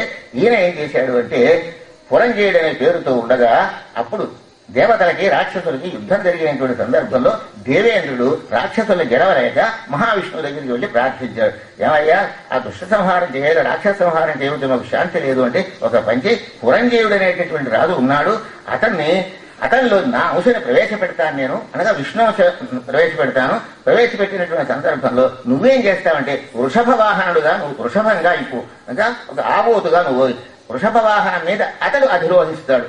అంచేత అప్పుడు శత్రువుల మీద అతడు బాణాలు వేస్తే నా అంశ పురంజీయుల్లో ఉంటుంది కనుక నా బలం కారణంగా అతడు నిమిత్త మాత్రం భవ సవ్యసాచిన అన్నట్టుగా అతడు బాణాలు వేస్తే రాక్షసుల సౌతులు అవుతారు. ఇది సంగతి అని మహావిష్ణువు దేవేంద్రుడికి ఆదేశం ఇచ్చారు. ఆ ప్రకారంగా పురంజీవుడిని ఏమని కోరారంటే, ఏవయ్యా నేను వృషభవాహన, దేవేంద్రుడు అంటున్నాడు, నేను వృషభవాహనంగా నీకు ఉంటాను, నా మూపి మీద కూర్చుని నువ్వు యుద్ధంకి మహావిష్ణువు నీలో అంశతో ప్రవేశిస్తారు, రాక్షస సంహారం అవుతుందంటే అలాగే అన్నాడు. అప్పుడు ఏం చేశాడంటే వృషభవాహనారూఢుడైనటువంటి అంటే వృషభంగా ఉన్నటువంటి దేవేంద్రుడైతే ఆ దేవేంద్రుడు వృషభం మీద కూర్చున్నటువంటి పురంజీవుడైతే ఆయన మూపు మీద కూర్చున్నాడు. కకుత్సం అంటే మూపురం అని అర్థం. ఆ ఎద్దు యొక్క మూపురం మీద ఆమూత యొక్క మూపురం మీద కూర్చున్నాడు కనుక కకుత్సుడు అని పేరు వచ్చింది. ఆ కాకుత్సవ వంశంలో అవతరించాడు కనుక రామచంద్రమూర్తి వారికి కాకుత్సుడు అని పేరు వచ్చింది. ఈ విధంగా నామకరణాలు జరిగాయి. అంటే అప్పుడు రాక్షస సంహారం జరిగింది. అతనికి ఇంద్రవాహనుడు అని పేరు పెట్టారు. ఇంద్రుడే వాహనంగా గలవాడు. ఇంద్రుడు వాహనంగా ఉన్నాడు, వృషభ వాహనంగా ఉన్నాడు కదా, ఇంద్రవాహనుడు అని పేరు పెట్టారు. పురంజీవుడు అనే పేరు ఎలాగా ఉన్నది, ఇంద్రవాహనుడు అనే పేరు ఉన్నది, కకుత్సుడు అనే పేరు కూడా ఉన్నది. 3 పేర్లు వచ్చాయి. ఇది ఇక్ష్వాకు రాజు చరిత్రలో ఇది చాలా ముఖ్యమైనటువంటి విషయంగా ఉన్నది. పరీక్షణ్ మహారాజుకి తెలియజేస్తున్నారు శ్రీ శుకుల వారు. అలాగే శివనకాది మహర్షులకు చెబుతున్నారు. వాళ్ళు చేసినటువంటివన్నీ కూడా చాలా ధర్మకార్యాలు చాలా ఉన్నాయి. ఆ ఉన్నటువంటి వాటిల్లో మరొక ఇంకా చరిత్ర ఎలా నడిచిందో అని చెబుతున్నారు. ఇలాగే వంశ చరిత్ర చాలా వృద్ధి పొందుతూ ఉన్నది. అంటే ప్రధానమైనటువంటి వాళ్ళ చరిత్రలు ఎక్కువగా రాశారు. వాళ్ళ పేర్లు మాత్రమే ఉంటాయి. వాళ్ళు ఏం చేశారో అందరివి ఉండవు. అంతే ఆ క్రమాన్ని బట్టి మనం పెడదాం. ఆ వంశంలోనే ఏం జరిగిందంటే యవనాశ్యుడు అనేటటువంటి ఒక మహారాజు బయలుదేరాడు. ఆ మహారాజు ఏమిటంటే ఆయనకి 100 భార్యలు ఉన్నారు. 100 భార్యలు. దశరథ మహారాజుకు లేరేమిటి 850 500 ఉన్నట్టుగా ఉంది. వాళ్ళ పేర్లు ఎక్కడా ఉండవు. కానీ 100 భార్యలు ఏమిటి అంటే ఏ భార్యకి సంతానం లేదు. అది విశేషం. ఎవరికీ సంతానం లేదు. అప్పుడు ఏం చేశారంటే మునీశ్వరులు వచ్చి అతని చేత మంచి పుణ్యకార్యం చేయించి ఒక జలపాత్రలో మంత్రోదకాన్ని పెట్టారు. ఆ మంత్రోదకాన్ని దాచి ఉంచారు యజ్ఞశాలలో. ఇతనేం చేశాడు, యవనాశ్యుడు చేసినటువంటి పని ఏమిటి అంటే అతనికి ఈ దీక్షలో ఉన్న కారణం చేత విపరీతమైన దప్పిక కలిగిపోయింది. ఆ దప్పిక కోసం ఎక్కడ నీళ్లు దొరకకపోతే యజ్ఞశాలలోకి వచ్చి మంత్రపూతమైనటువంటి జలం, ఆ జలం కనుక త్రాగితే భార్య గర్భవతి శిశువుని ప్రసవిస్తుంది. ఆ నీరు తాగేశాడు. తాగేస్తే వీళ్ళందరూ నిద్ర నుంచి లేచి నీరెందుకు ఎక్కడికి పోయింది నీరు అన్నారు. ఇతడే తాగాడని గుండెలు మాదుకున్నారు. ఇతడు కనుక త్రాగితే ఇతడు గర్భవతిగా అవడం తటస్థిస్తుంది. గర్భవతిగా పురుషుడైతే చాలా ప్రమాదకరమైన విషయం కదా అని చాలా బాధపడుతున్నారు. కొంతసేపటికి ఏం జరిగిందంటే వెంటనే ఆ గర్భాన్ని చీల్చుకుని ఒక వ్యక్తి వచ్చాడు. ఆ పొట్ట చీలిపోయి ఆ పొట్ట చీల్స్తే వచ్చే మంచి మంచి లక్షణాలతో ఉన్నాడు ఆయన. ఇతనే వైపు చచ్చిపోవాలి కదా. పొట్ట ఎప్పుడైతే చీలిపోయిందో వెంటనే మరణించాలి కదా. మరణించాలి. దైవంబులావు కలుగు వారికి అన్నారు పోతన గారు. దైవ బలం కలిగిన వాళ్ళకి వాడు చెడునేటువంటి జరగదు. బ్రతుకుగాక చెడుట గలదే అన్నారు. దైవంబులావు గల వారికి దైవ బలం అని కూడా దైవము లావు గల దైవము లావు లావు అంటే బలం అని అర్థం. అక్కడ ఇక లావుగా ఉండడం అని కాదు. ఆ పదప్రయోగం కూడా పోతనామాచంద్రుడు చాలా చమత్కారంగా ఉంది. దైవములావు కలుగు వారికి బ్రతుకుగాక చెడుట కలదే అన్నారు. అంచేత అతను సురక్షితంగా ఉన్నారు. అంత పొట్ట తీసుకొచ్చినా మునీశ్వరుల ఆశీర్వచనం కారణంగా పుణ్యకార్యం చేసినటువంటి విశేషం కారణంగా ఇతడు ఈ నీళ్లు త్రాగినప్పటికీ తన పొట్ట తీసుకున్న శిశువు వచ్చినప్పటికీ కూడా క్షేమంగా ఉన్నాడు. ఇది విశేషం. చిత్రమైనటువంటి కథలండి. అంటే మనువు ఇక్ష్వాకుల కుమారుడు వికుక్షి, అతడే శశాదుడు, అతని వంశంలో వాడు యవనాశుడు కథలో మనం ఉన్నాం.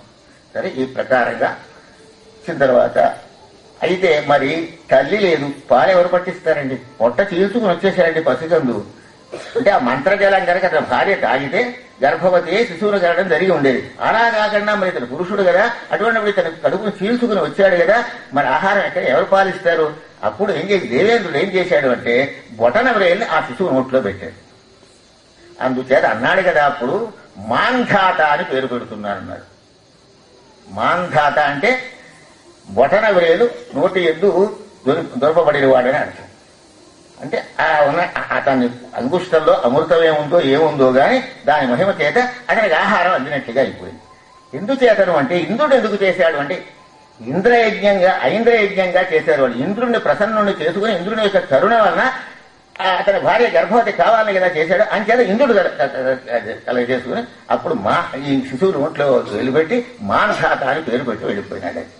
అయితే ఈ మాంధాత రాజ్యం చేస్తున్నాడు. ఇప్పుడు మాకు కావాల్సింది మాంధాత రాజ్యంలో ఎలా ఉంటే ఎన్నో యజ్ఞాలు చేశాడు. మాంధాత మహీపతి కృతయుగాలంకారభూతోగత సేతుర్యేణ మనోదౌ విరచిత వాసౌ దశాస్యాంతగా అన్యే చాపి విశిష్టిర ప్రకృతయో యాతాదివం భూపతే నైకేనాపి సమంగత వసుమతి నూనంతయాస్యతి.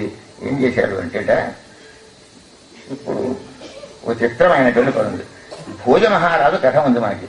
ఆ భోజ మహారాజు కథలో భోజుడు చిన్నపిల్లవాడుగా ఉన్నాడు. ముంజుడు అని అతని యొక్క పెంతండ్రి అవుతాడు. అతడు ఏం చేశాడు అంటే ఇతన్ని చంపమని అరణ్యానికి పంపించేశాడు. అరణ్యానికి పంపిస్తే ఈ శ్లోకం రాజు పంపించాడు భోజ చరిత్రలో. ఓ మహారాజా, పెనతండ్రికి ఉద్దేశం, ఓ భుజ మహారాజా ఏమిటంటే మాంధాత మహీపతి కృతయుగాలంకారభూతోగత, కృతయుగానికి అలంకారభూతుడైన మాంధాత ఈవేళ లేడు అన్నాడు.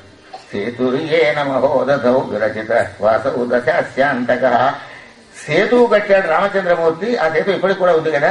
ఆ రామచంద్రమూర్తి అవతారం కూడా ఈనాడు లేదు.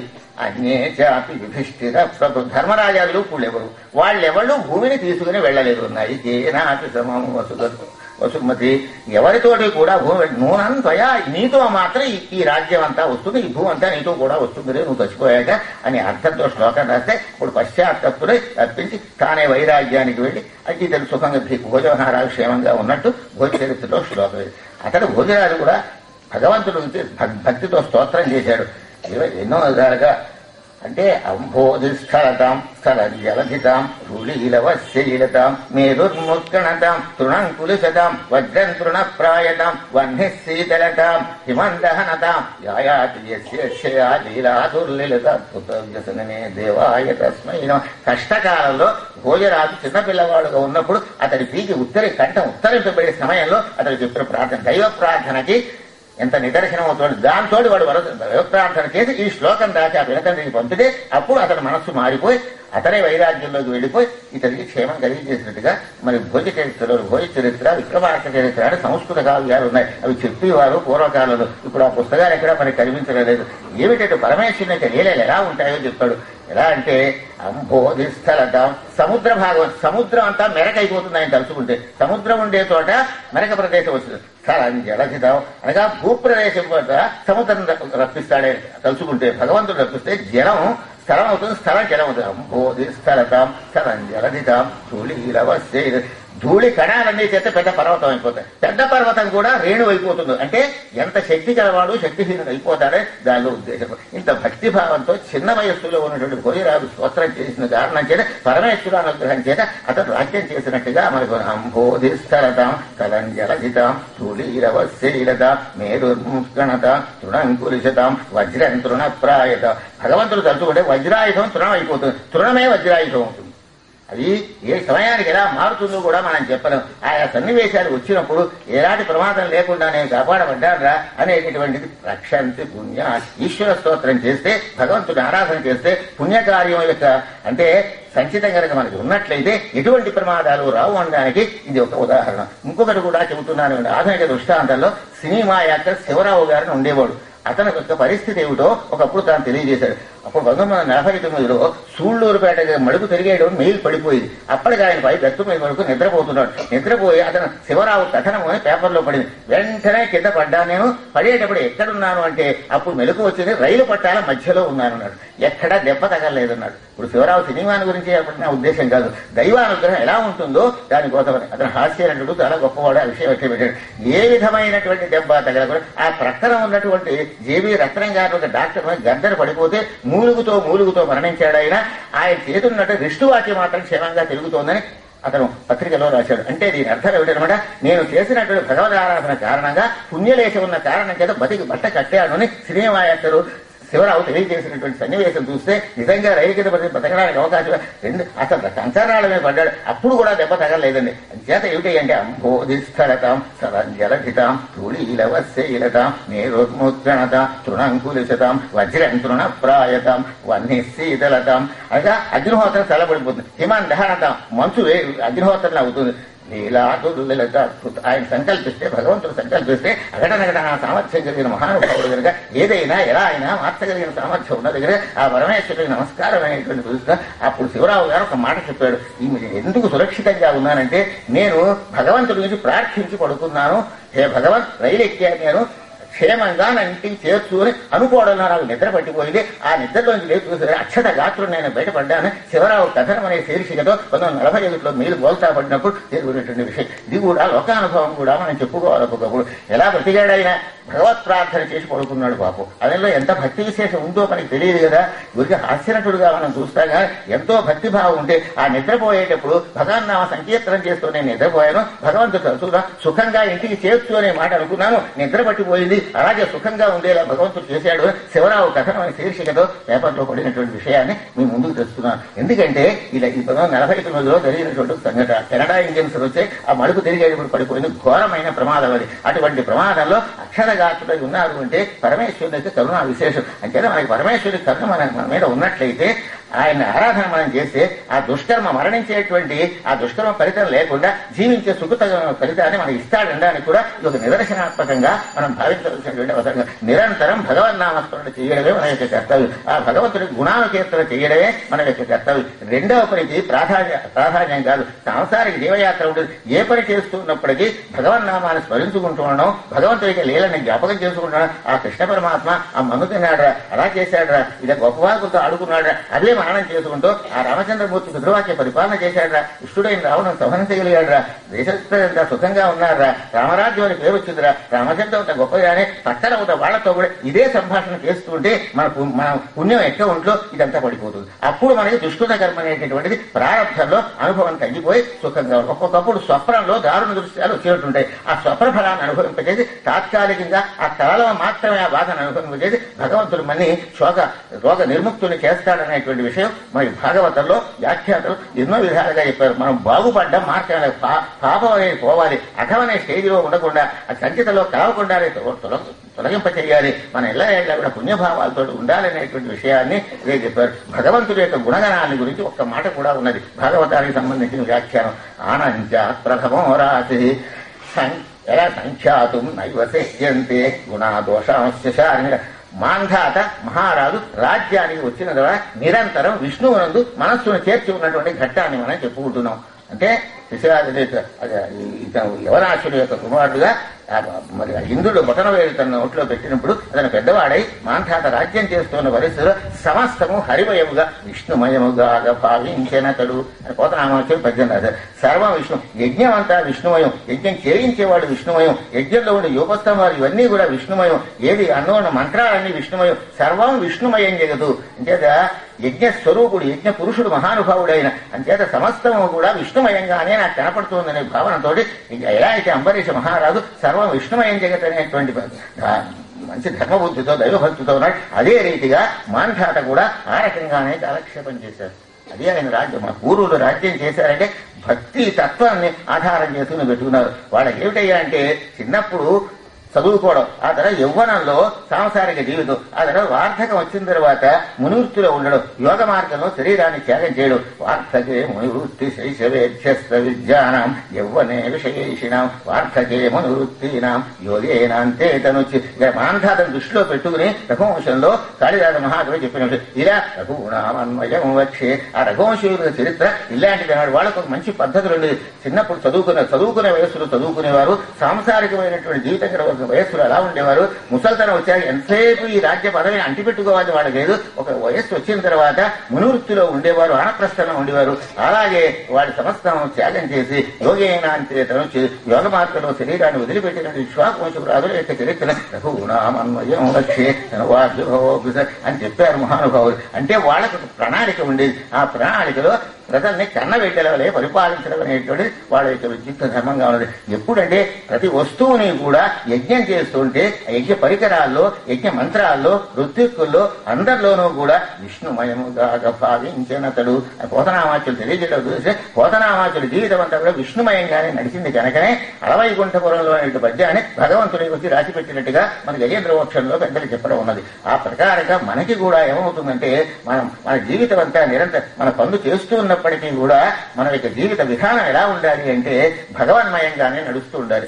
అలాగా ఇక్ష్వాకు వంశంలో అవతరించినటువంటి ఆయన మాంధాత అనేటువంటి రాజు ఈ రకంగా ధర్మ పరిపాలన చేస్తున్నాడు అనేటువంటి యజ్ఞదాచరతే యథా రాజా తథా ప్రజలు కూడా ఆ పద్ధతిలోనే ఉండేవారు. ఏ సాంసారిక వ్యామోహానికి లోను కాకుండా ఇంద్రియ సుఖాలే ప్రధానమని అనుకోకుండా దైవభక్తి పరమేశ్వరానుగ్రహం వలనే మనం జీవన్ముక్త స్థితిని సంపాదించుకోవాలనేటువంటి పవిత్రమైనటువంటి భావన పరంపరతో ప్రజలందరూ కూడా వర్ధిల్లినట్టుగా మనకి ఇక నవమ స్కంధంలో సమస్తము విష్ణుమయంగా భావించినతడు అని ఎప్పుడైతే విష్ణుమయంగా భావించాడో ఎతట ఏ వస్తువు కనపడినా విష్ణుమయం ఉంటుంది. ఈ తెర విష్ణుమయం, అది విష్ణుమయం, ఇది విష్ణుమయం, ఇది విష్ణుమయం, సర్వం విష్ణు. ఏది చూచినా విష్ణువుగానే కనపడడం. అంబరీషుడికి ఎలాగే కనపడింది, ఇక్కడ మాంధాతకి ఎలాగే కనపడింది. అయితే ఇక్కడ చాలా కాలం రాజ్యం చేశాడు మహానుభావుడు. ఈ రాజ్యం చేసినటువంటి సందర్భంలో జరిగినటువంటి ఒక సన్నివేశాన్ని గురించి మనం చెప్పుకుందాం. కాస్త అన్యరసమేను మరించదనంతలంపున.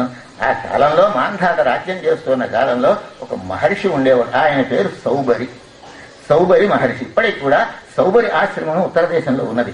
ఆ సౌబరి మహర్షి ఏం చేశాడు అంటే అన్నీ వదులుకుని అసలు సాంసారిక జీవితంతో ప్రసక్తి లేకుండా వెళ్లిపోయి మునివృత్తిలో ఉండి తపస్సు చేసుకుంటున్నాడు. ఆయన ఎంతసేపు కూడా సర్వం భగవన్మయమే, ఆత్మమయమే జీవితం. నిరాకార నిర్గుణ తత్వమైనటువంటి పరమేశ్వరుడుగా భావించేవాడు. ఆయనే సాకారమైన విష్ణుతత్వంగా భావించేవాడు. నిరంతర భగవదర్పణ బుద్ధితో తపస్సు చేసుకుంటూ ఉండేవాడు. యమునా నది తీరంలో ఉన్నాడు ఆయన. యమునా నదిలో అతను స్నానం చేయడానికి వెళ్ళాడు ఒకనాడు. అక్కడ జరిగినటువంటి సన్నివేశం ఏమిటంటే విచిత్రమైన సన్నివేశం. లోపలికి చూశాడు. లోపల చూస్తే చేపలు బాగా కనపడుతున్నాయి, మత్స్యములు కనపడుతున్నాయి. అందులో ఆ చేపలకి రాజు మంతుడు అనే పేరు కలిగిన వాడని విష్ణు పురాణంలో కూడా, ఇది విష్ణు పురాణంలోనూ ఉంది కదా, ఇది భాగవతంలోనూ కూడా ఉన్నది. ఆ చేపల సంసారాన్ని చూచాడు. చూచేసరికి ఏమని బుద్ధి పుట్టిందంటే, ఒక చేపల రాజు కనపడుతున్నాడా, అతని భార్య అక్కడ ఉన్నదా, అతని బిడ్డలు ఉన్నారా, ఇంకా వారికి సంతానం ఉన్నదా, ఎంత బాగా ఉన్నది అని భ్రమ కలిగిపోయి నాడు అన్నీ వదులుకుని సమస్తము త్యాగం చేసి తపస్సు చేసుకుని చాలా కాలం తపస్సు చేసినటువంటి యోగి పుంగవుడికి ఆ మత్స్య సంసారం చూసేసరికి నాకు ఇలా ఒంటరిగా ఉండిపోయా, నేను ఈ ఒంటరితనం ఏమిటి, భార్య ఉంటే బాగుండును అని భావం కలిగింది. బలవాన్ ఇంద్రియ గ్రామం విద్వాంసం ఏకాదశి. మనం చెప్పాలి ఏ క్షణంలో ఎవరి మనస్సు ఎలా మారుతుందో కూడా మనం నిర్ణయించలేదు. ఇంతకీ అలా ఉన్నదనుకోండి, అది దైవలిఖితమని అలా అదొక పద్ధతి. అలా కాకుండా ఇక్కడ ఏం చేశాడంటే చూసి, నాకు ఇప్పుడు కన్యను ఎవరిస్తారు, వివాహం చేసుకోవడానికి నాకు ఎవరిస్తారు. ఎలా ఉన్నాడంటే ఆయన కళ్ళు గుంటలు పట్టిపోయి సత్తిదవడలు పడిపోయి నల్లని శరీరంతో బట్ట చిక్కిపోయి తపకృష దేహంతో ఉన్నాడు. ఎక్కడ అందం లేదు, సందం లేదు, ఏ వైఖరి లేదు, చాలా వికృతాకారంతో ఉన్నాడు. తన ఆకారాన్ని తన్నే చూసుకుని ఇప్పట్లో ఈ పరిస్థితిలో ఉన్న నాకు కన్యను ఎవరిచ్చి వివాహం చేస్తారు, ఇది ఆయనకు అనుమానం కలిగింది. అయితే ఇక్కడి మాంధాతకి 50 మంది కుమార్తెలు ఉన్నారు. గుండె బదలైపోతుంది. మరి 50 మంది కుమార్తె అని అనుకుంటాం మనం. పుత్రులు తక్కువ, పుత్రికలు ఎక్కువగా ఉన్నారు. అంతేదా. అయితే మాంధాత మహారాజు దగ్గరికి వెళ్ళి అడుగుదాం. అడిగి ఏం కావాలని అడుగుతాడు. మనం వెడితే మునీశ్వరుడి కదా కూర్చోబెడతాడు. ఏం కావాల్సినా నీ కోరిక తీరుస్తానంటాడు. నీ కుమార్తెలో కుమార్తెనికి వివాహం చేయమని అడుగుదామని నిర్ణయించుకున్నాడు. ఎలా ఆలోచించాడో చూడండి మహానుభావుడు. ఆలోచించి వెళ్ళాడు. వెళ్ళేసరికి మహర్షులు వస్తే గౌరవం కదా వాళ్ళకి, ఎంతో గౌరవంతో సౌర మహర్షిని కూర్చోబెట్టి మీ తపస్సు నిర్విఘ్నంగా సాగుతూ ఉందా, మీరు క్షేమంగా ఉన్నారా, మీరు తినేటువంటి నివారధాన్యం అది కూడా మీకు అందుతున్నాయా, మా వల్ల ఏ ఇబ్బంది లేదు కదా, క్రూరమృగాల వల్ల బాధ మీకు ఏం లేదు కదా, మీ ఆశ్రమంలో అంతా ఆ చుట్టుపక్కల ఆశ్రమంలో మహర్షులు బాగున్నారా, ఈ కుశల ప్రశ్నల్ని వేశాడు మాంధాత మహారాజు. వేస్తే అన్నీ బాగానే ఉన్నాయి. తమకు వచ్చిన పని ఏమిటో తెలియచేయవలసిందన్నాడు. ఇప్పుడు చెప్పాలి. ఏం లేదు మహారాజా, నువ్వు తీరుస్తావో లేదో అని అనుమానంగా ఉందన్నాడు. అనుమానం ఎందుకండి? ఇక్ష్వాకు వంశపురాజులకి విశ్వామిత్ర మహర్షి దశరథ మహారాజు దగ్గరికి వస్తే చేస్తానో చేయలేదు మీరు చెప్పండి, మీ కోరిక తీరుస్తానని అన్నాడు కదా, అది వాళ్ళ వంశాచారంగా పరిపాటిగా వచ్చే మాటలు. ఇక దశరథ మహారాజు కానీ చాలా పూర్వుడిన. అలాంటి పరిస్థితిలో ఉన్నటువంటి ఈ మాంధాత అనుమానం అక్కర్లేదు, ఏ కోరిక కోరిస్తే ఆ కోరిక తీరుస్తాడు. అయితే ఒకటి, నేను 50 మంది కుమార్తెలు ఉన్నారు కదా, ఒక్క కుమార్తె నచ్చి నాకు వివాహం చేయబోయా అన్నాడు. భాగవతంలో విపులంగా లేదు కానీ విష్ణు పురాణంలో ఇంకా విపులంగా ఉంది. మహారాజు గుండె బ్రద్దలైనంతమంది జరిగింది. ఏమిటి సత్విదవడలా, ఈ గుంట కట్టిన కళ్ళ, కలంతా నెరిసిపోయిందా, ఉళ్ళంతా ముడతలు పడిపోయిందా, కరచరణ జవయవముల భరముడిగాని వడులు మొగముపై నిండారెన్ శిరసెల్ల తెల్లబారెను దరిమాలిన తృష్ణ యొకటి తరుణత పూరెను.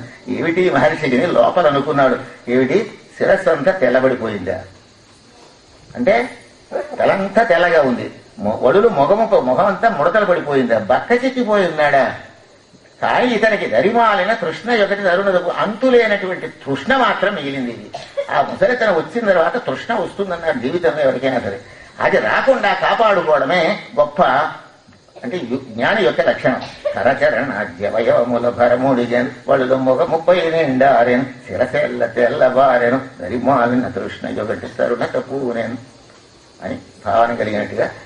మరి తీరా ఇస్తానన్నాడు కదా, నీ కుమార్తెలు ఒక్క కుమార్తెని ఇమ్మనమ్మంటే గుండెలో రాయిడిపోదండి.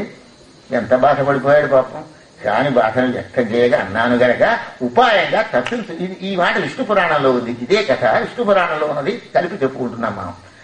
సరేనండి, ఒక పని చేద్దాం.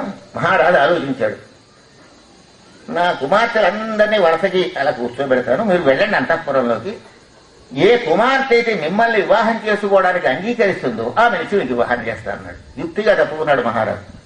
అలాగే అన్నాడు ఈయన. అంటే ఏ 50 మందిలో ఏ రాజకుమార్తె తనని కోరుతుందో ఆమెనిచ్చి వివాహం చేయాలి, అంతే కదా.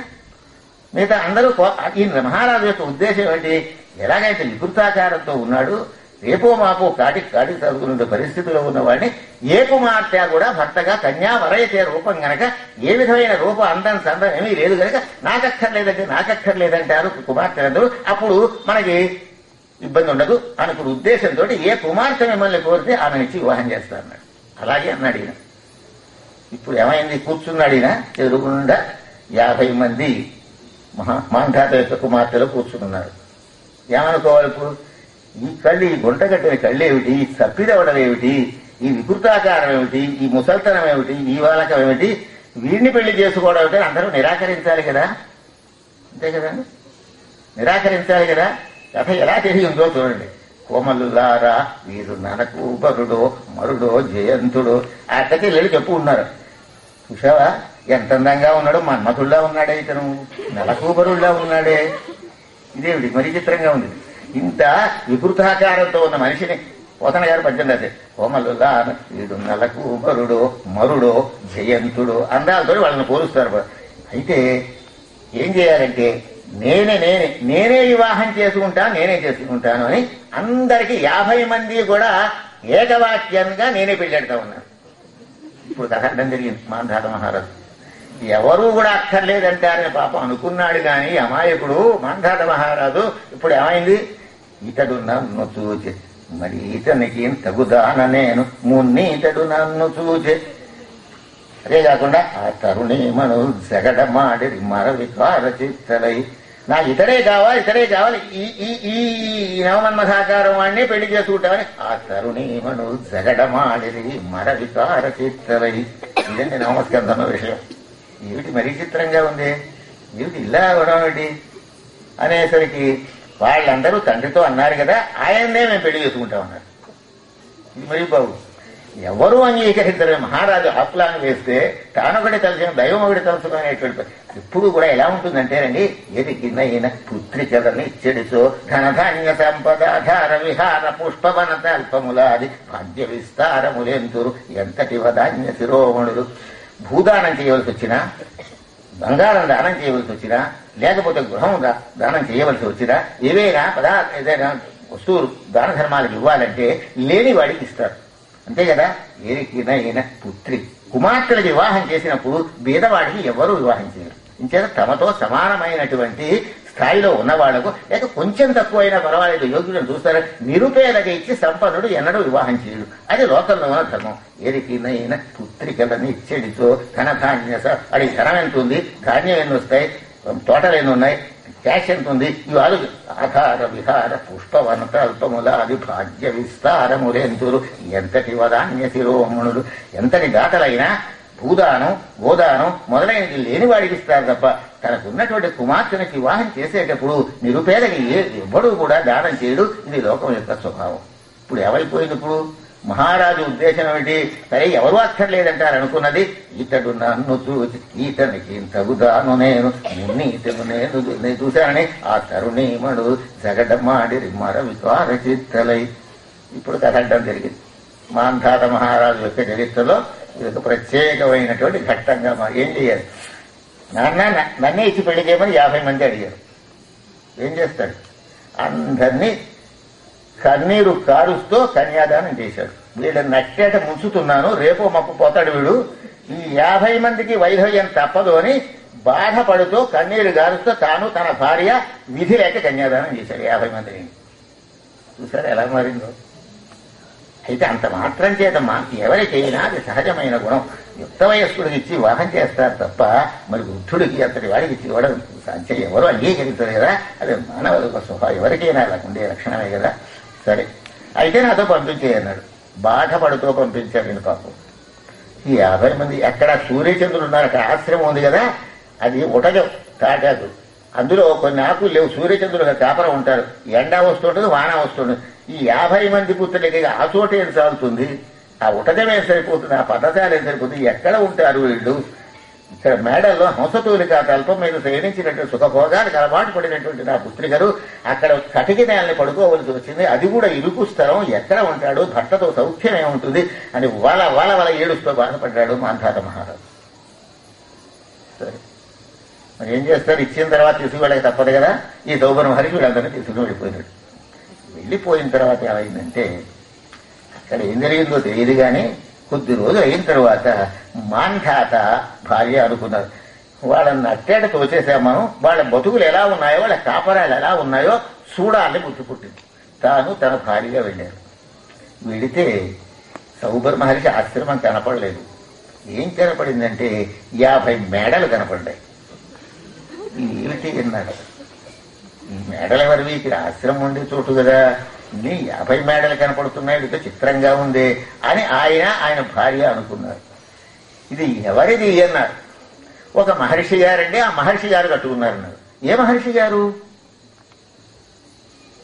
పేరు చెప్పలేదు వాడు. ఒక మహర్షి గారు కట్టుకున్నారు. అయితే ఎవరై ఉంటారు? 50 మేడలు ఏమిటి? నేను 50 మందిని కన్యాదానం చేశాను కదా, ఆ మేడలు కాదు. అయితే సౌబరికి పర్ణశాల, సూర్యచంద్రులు ఉండేటటువంటి పర్ణశాల కదా, అది డబ్బు కూడా ఉందన్నమాట. పర్వాలేదు, కొంత ఐశ్వర్యవంతుడు అనేసరి కొంత స్థిమిత పడ్డాడు. అయితే సౌబరి మహర్షి మేడలే అని నిర్ణయించుకున్నాడు. వీళ్ళు ఏం చేశాడంటే మొట్టమొదటి మేడలోకి వెళ్ళారు భార్యాభర్తలిద్దరు.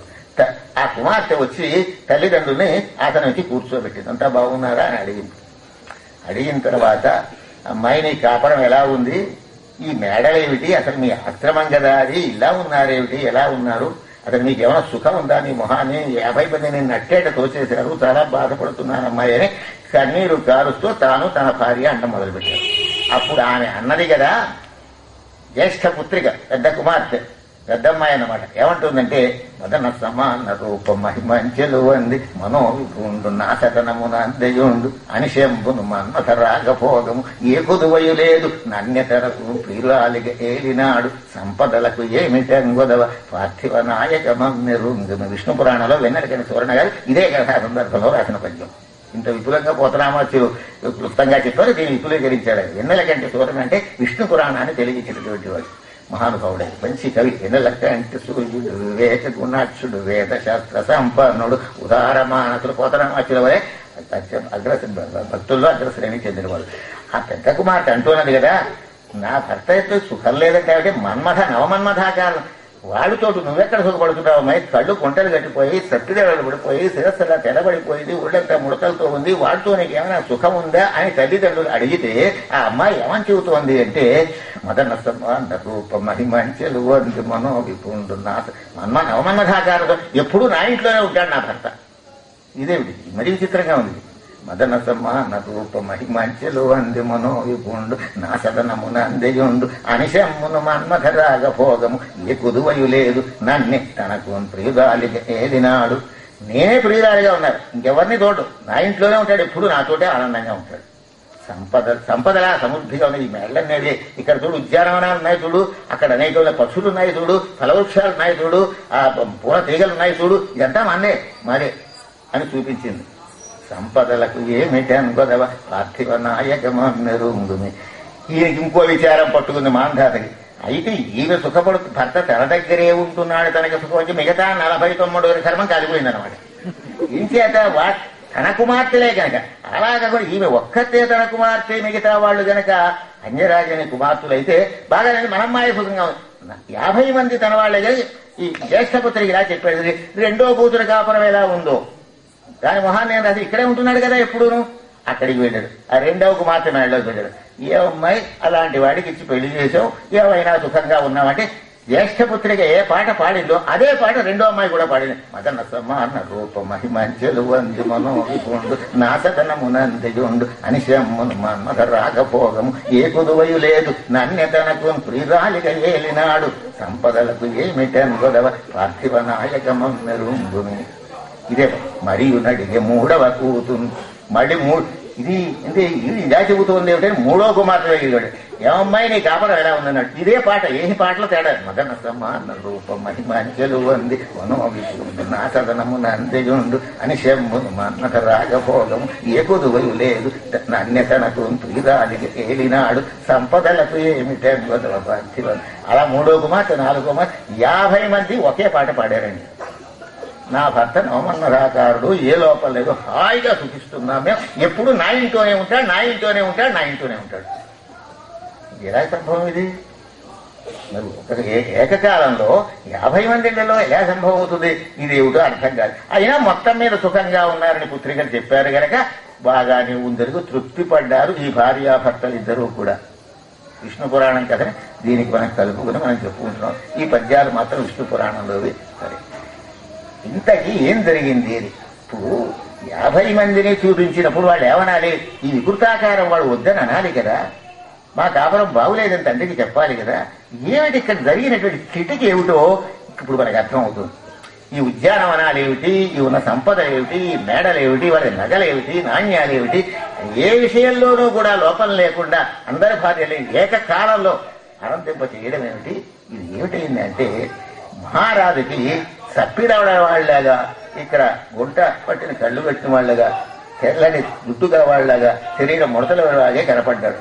కానీ తన తపశ్శక్తిని ఖర్చు పెట్టుకుని ఆ రాజకుమార్తెలకి 50 మందికి కనపడేటప్పుడు మాత్రం నవమన్మథాకారంగా కనపడ్డాడు గనకనే ఇతడు నన్ను చూసి ఇతడికే నేను భార్య అవ్వాలి వాళ్ళ మీద కోరిక కలిగింది. ఆ 50 మంది ఎవరుకున్నారు? ఈ వికృతాకారం కనపడలేదు ఆయనలో. తన తపశ్శక్తిని ఏం చేసి నవమన్మథాకారంగా వాళ్ళకి దర్శనం ఇచ్చాడు కనుక నేను ఇతన్నే వివాహం చేసుకున్నాను. అక్కడికి వెళ్ళి తన తపశ్శక్తిని ఖర్చు పెట్టి 50 మేడలు, ఉద్యానవనాలు, అనేకములైన భోగాలు, ఔషధూలిక తల్పాలు ఇవన్నీ చేసి అందరికీ కూడా నవమన్మథాకారంగానే కనపడుతున్నాడు. మహారాజు దృష్టిలో మాత్రం వికృతాకారం, వాళ్ళ దృష్టిలో మాత్రం తన తపశ్శక్తిని ఖర్చు పెట్టి ఇంత సంపదలతో తన యొక్క రూపాన్ని కూడా సౌందర్యవంతంగా మార్చుకున్నటువంటి స్థితిలో ఉన్నాడే మహారాజు. అది తపశ్శక్తిని ఖర్చు పెట్టడం కారణమైంది. తపోబలాన్ని ఖర్చు పెట్టి ఈ విధంగా భోగములు అనుభవించాడు మహానుభావుడు. అంతేత చాలా అందంగా ఉన్నట్టు కనిపించాడు. ఈ మేడలేమిటి, ఉద్యానవనాలేమిటి, కరంతమేమిటి, మొత్తం అంతా మా తపశ్శక్తి ఇలా ఖర్చు పెట్టుకున్నాడు మహానుభావుడు. చాలా సుఖం. పెక్కండు రాజముఖులకు ఒక్కడెమకడయ్యుతని ఎగుంటే మునీంద్రుడు ఎక్కుడు కృతధారలచే అక్కజముఖ తృప్తి లేని అనలు నిభంగి అని పోతరామాచులు పద్యం రాశారు. ఇంతమంది రాజకన్యకలకి భర్తగా ఉన్నాడు. కొని విరక్తి ఏమైనా కలిగిందా అంటే పెక్కండు రాజముఖులకు ఒక్కడెమగడయ్యు అంటే అర్థం నా దగ్గరే ఉంటున్నాడు నా భర్తని చెప్పడంలో తన తపశ్శక్తిని గతులు 50 స్వరూపాలతో 50 మంది భార్యల దగ్గర ఉన్నాడు. అది గొప్ప విశేషం. తపశ్శక్తి కారణం. అంత తపస్సుగా విషయం అంటే పుట్టింది మొదలుకొని తపస్సు చేశాడు. బ్రహ్మచర్యాన్ని కాపాడుకుంటూ తపస్సు చెట్ట చివరి గదిలో రేపు మంపు కాటికి కాడు దాచుకునే పరిస్థితిలో ఈ సంకల్పానికి ఆ చేపల సంసారాన్ని చూసేసరి కలగడం, అక్కడ అడగడం, తన తపశ్శక్తిని ఖర్చు పెట్టి ఇదంతా వైభవాన్ని చేకూర్చుకోవడం ఇదంతా జరిగింది.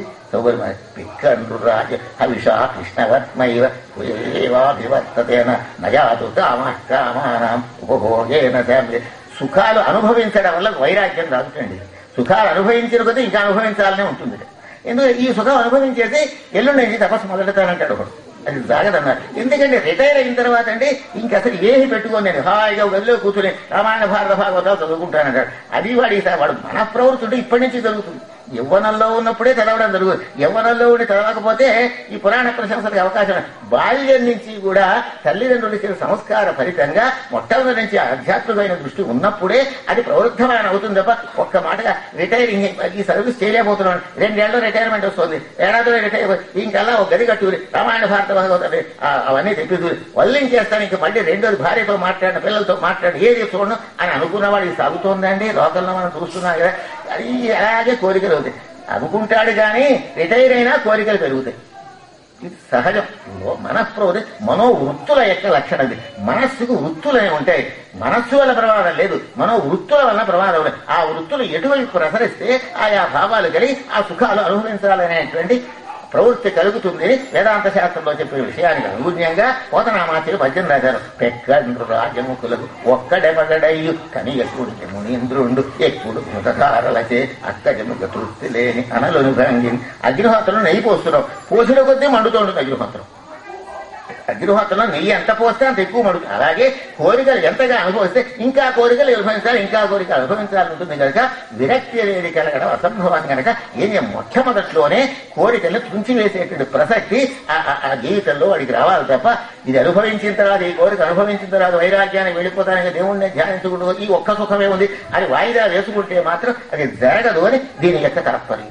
మాంధాత మహారాజు కాలంలో జరిగిన గడగా నవమస్కంధంలో ఉన్నదే మనం చెప్పుకున్నాం. చాలా కాలం ఇలాగే ఉన్నాడు. ఇది జ్ఞాపకం పెట్టుకోమన్నారు. ఈ కథను పురస్కరించు. నజాతు కామానాం ఉపభోగే నశామ్య.